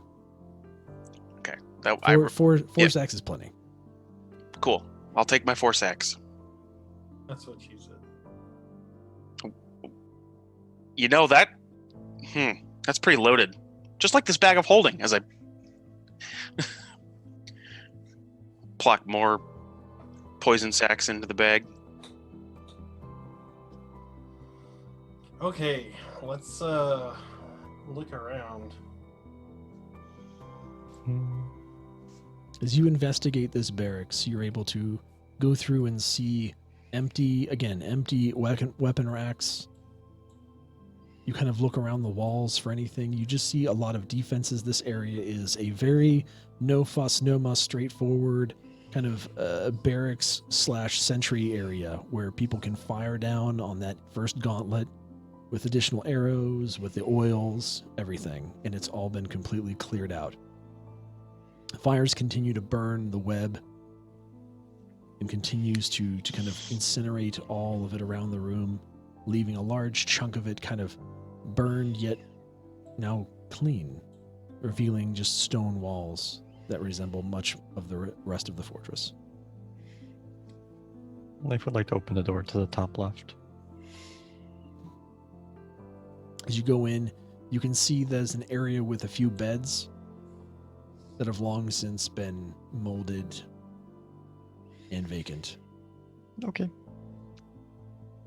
Bamir will go over to the other door, expecting similar results. And you do. You see another room again, completely cleaned out.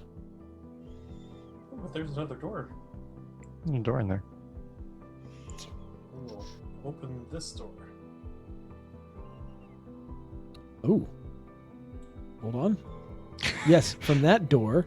Suddenly, door. No, from that door you see another room that was meant to kind of be an additional storeroom.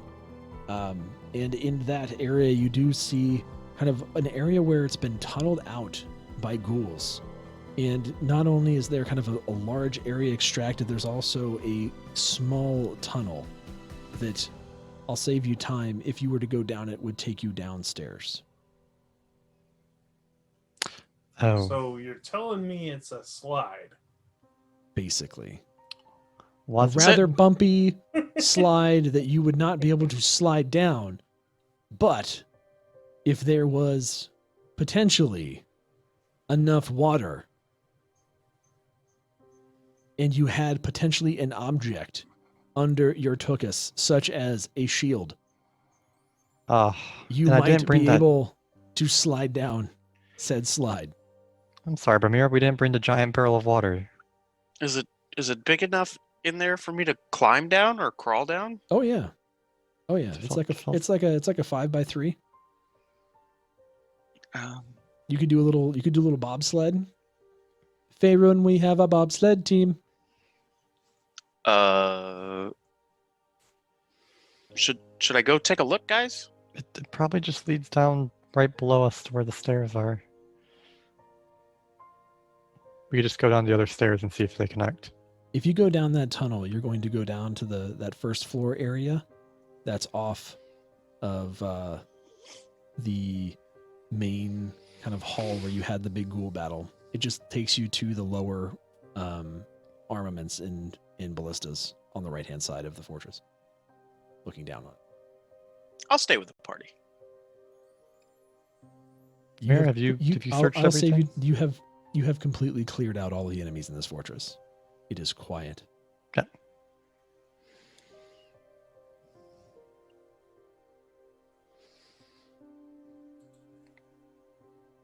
Bamir, have you already found did you already investigate everything, or?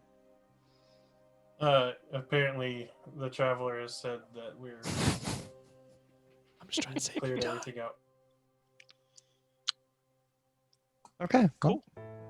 I mean, I could make an investigation check just to be sure. You very well could. I encourage you to. And I got a 17 to investigate the area.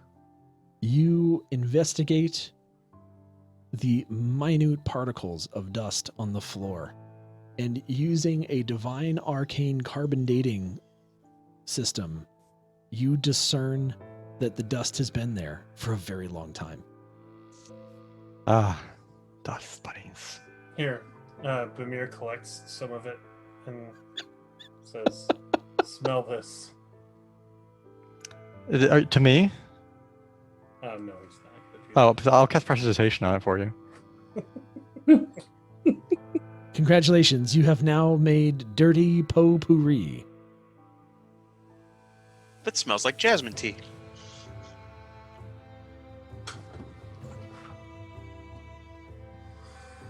You guys make your way down the armaments, down back into the main hall,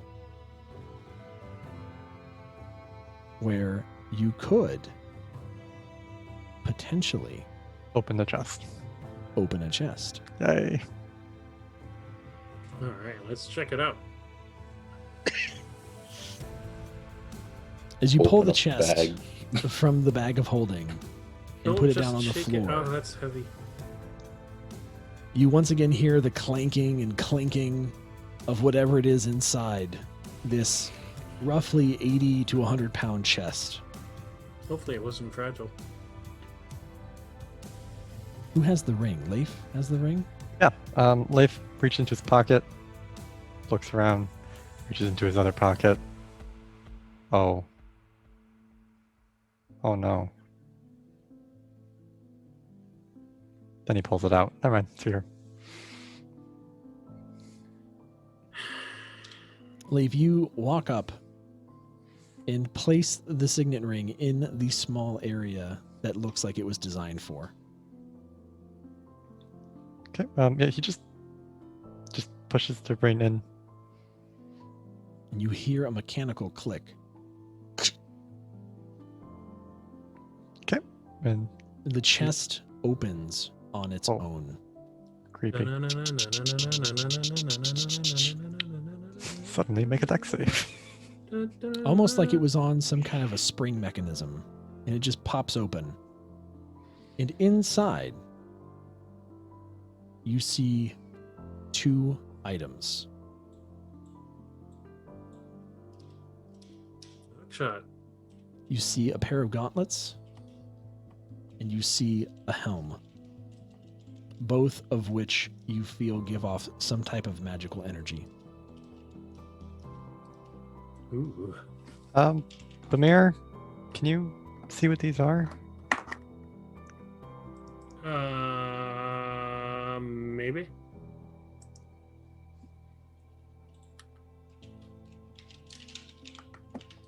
Sure, why not? Let's cast Identify. Yay. Actually, we're not in a hurry, so I'm gonna do it as a ritual. Also, That's yeah.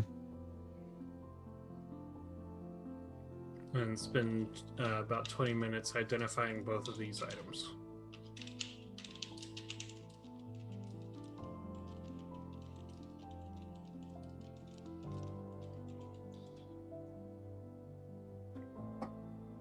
Give me 1 second.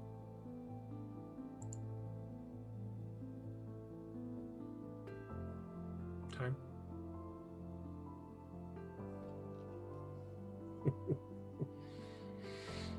It's okay.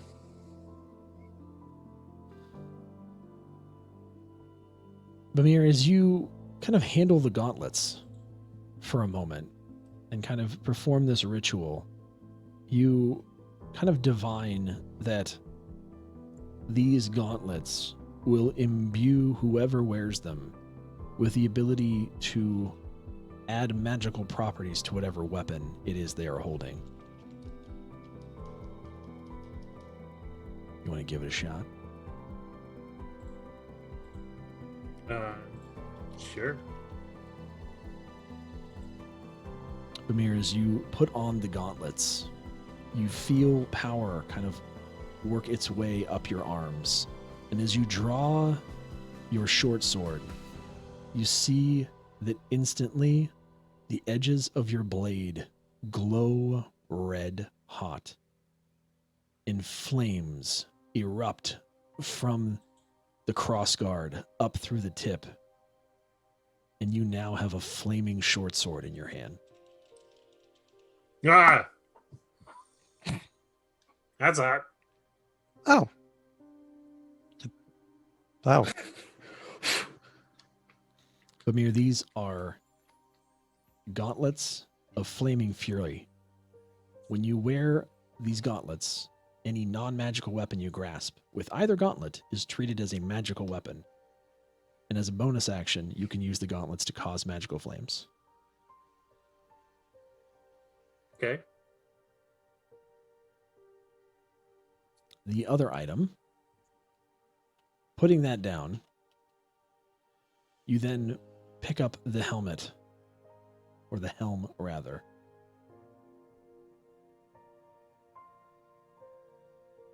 You sense some magical property, but you kind of put it on your head and you feel something different, but you can't put your finger on it. Anyone looking at Bamir? I mean, I've been looking at him the Yeah. entire time. Watching him after the flaming When- sword. When Yeah, Bamir he's got my puts attention. this helm on his head, he raises his head and his eyes are glowing bright red. Like you can't see eyes anymore. It's just replaced with these red slits. That's cool. Bamir, you okay? I hope so. Hey there, Red Eyes, want a party? Nope. Nope. That didn't happen. It's totally fine. he suddenly takes it off. It is a Stuck to his dread head. helm. It is a wondrous item that makes its wearer's eyes glow red. Oh, this is for Godorek. For me. You want some red eyes, buddy? Sure. Does it have any other effects, or is it just the cool red eye thing? That's it. Just turns your That's eyes it. red. It's a wondrous item. Just turns your eyes red. Okay. Alrighty. I'm not really sure what we're gonna do Um, with the gauntlets. I think Take it. Throw it on. I think the gauntlets are probably best for Mr. Fated. It's true. Would they turn my arrows into flaming arrows? They turn the weapon you're holding into a flaming weapon.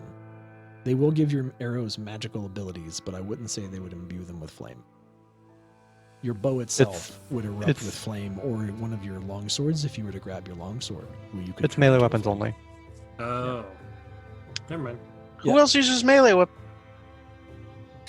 You I could- cannot you can give- also I conjure cannot- flames with them. Don't.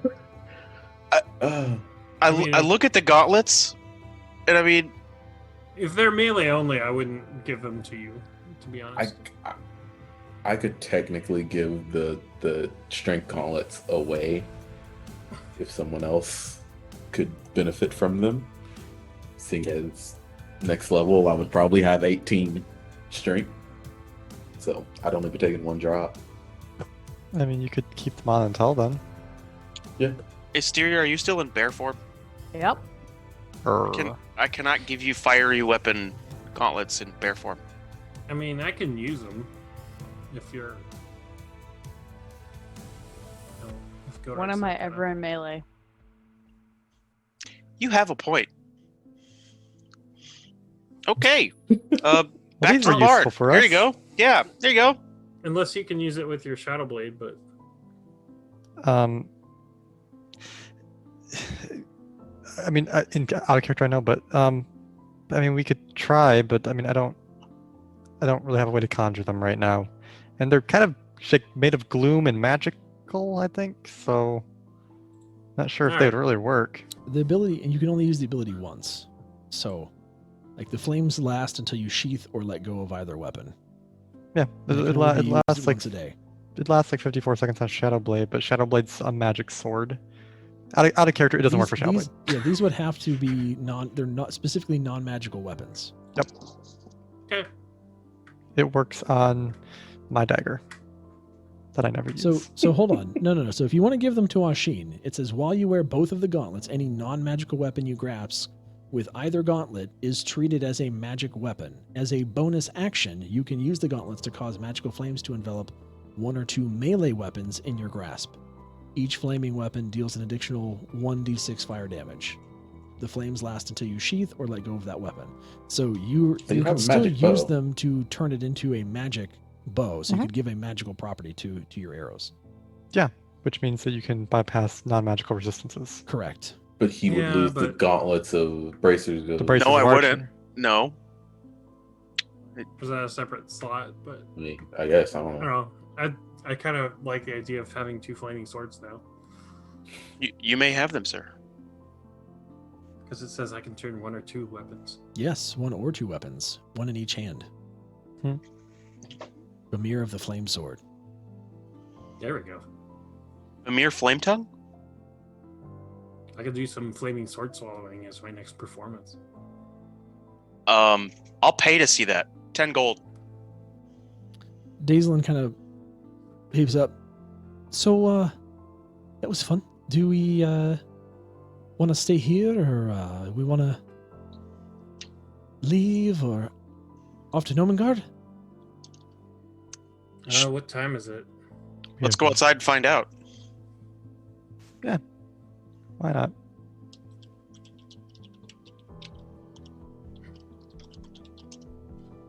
Ashin, as you walk outside the double doors and you peer into the sky, you can see that it is grown dark.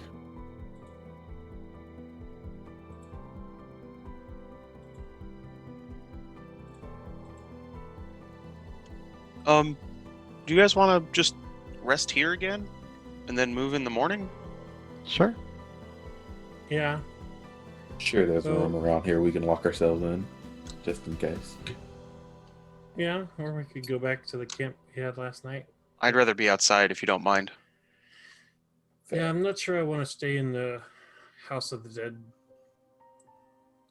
things just yet.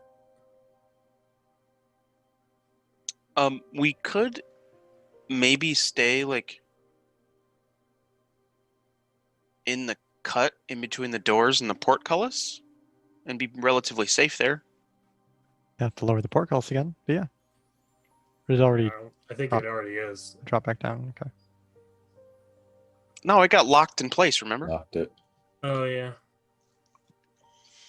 We wouldn't have to lower the portcullis, I don't think. It's just we could use like that whole like entryway as because wasn't there a door and then the portcullis and then another door, right? So we can just shut the doors. I mean, Sure. yeah. I'm not Go back sleeping under to the the portcullis, camp. but sure. Right, yeah, don't sleep near or under the portcullis. That's just how you die.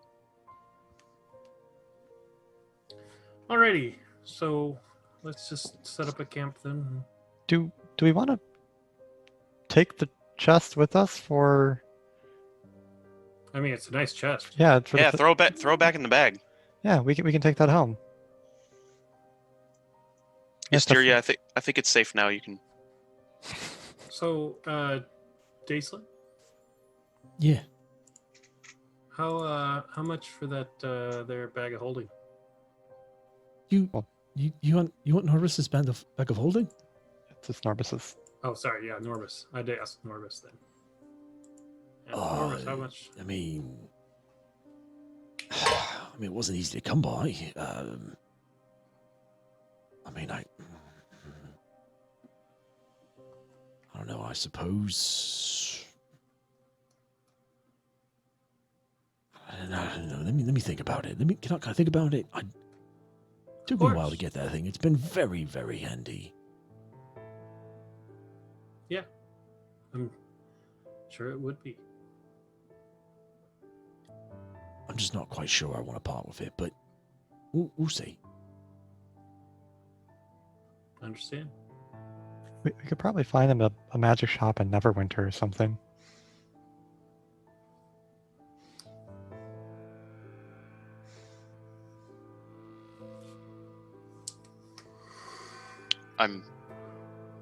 Maybe.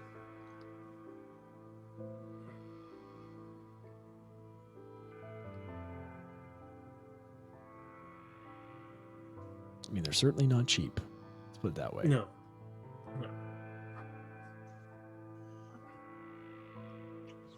I'll think about it. Let me think about it tonight, and I'll let you know in the morning. Of course. So where are we making camp? Right here. Right where? Between the two doors on the outside. So you're saying, from the outside of the fortress in, you basically have the outside wall of the mountain. And then it goes in a decent ways. You have a portcullis, then goes in a little bit further, and then you have the double doors to the main room. So you're staying between the double doors to the front room, where you had the big ghoul attack and the portcullis in that little area there. Yes. Okay. Where it doesn't smell. It smells. It just doesn't smell as bad. We have Okay. the doors open too. Especially let's because you go- had fireballs, so there's still burning corpses in there. Let's go back to the camp from last night, where it doesn't stink. Sure. Let's do that. Okay. I will take first watch. Yeah. As you make your Okay. way back out to the camp,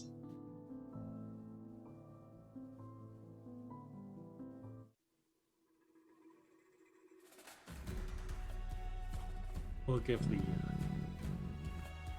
the dwarven fortress some time to air out a little bit. Maybe get some folks in here to clean it out. Does Dazelin and Norbus, or do they wear armor? they've got just some adventurous clothes on. They don't really wear armor. They're not there for combat. Okay. You make your way back out to the campsite from last night. Oh, go back and grab that armor off the dwarf, because maybe we can make it up for Droop. It was completely ruined. It was totally ruined. Oh, we can't fix it? Nope. Be better just to buy something from the smithy. Well, fine. Should I get something for Drew? We could give him the flaming If gauntlets. you need, As you're walking back Give to him the the helmet. camp, just outside of the mountain face, in the night sky, you hear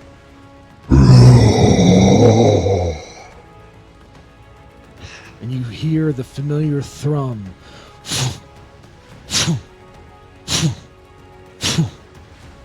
I'm going back inside. of a dragon as it dives down on top of you. And we'll pick it up next time. Okay. Well, I have no spell slots available or sorcery points. I can rage one more time. Let's see how that goes. Oh boy! And here I was gonna ask for another Elvish lesson. I was gonna cast Mage Before Armor bed. on Dazzlin and Norbus. I'll be right back. Holy crap! It's a dragon! What's gonna happen, guys? We're about to die because we have nothing left.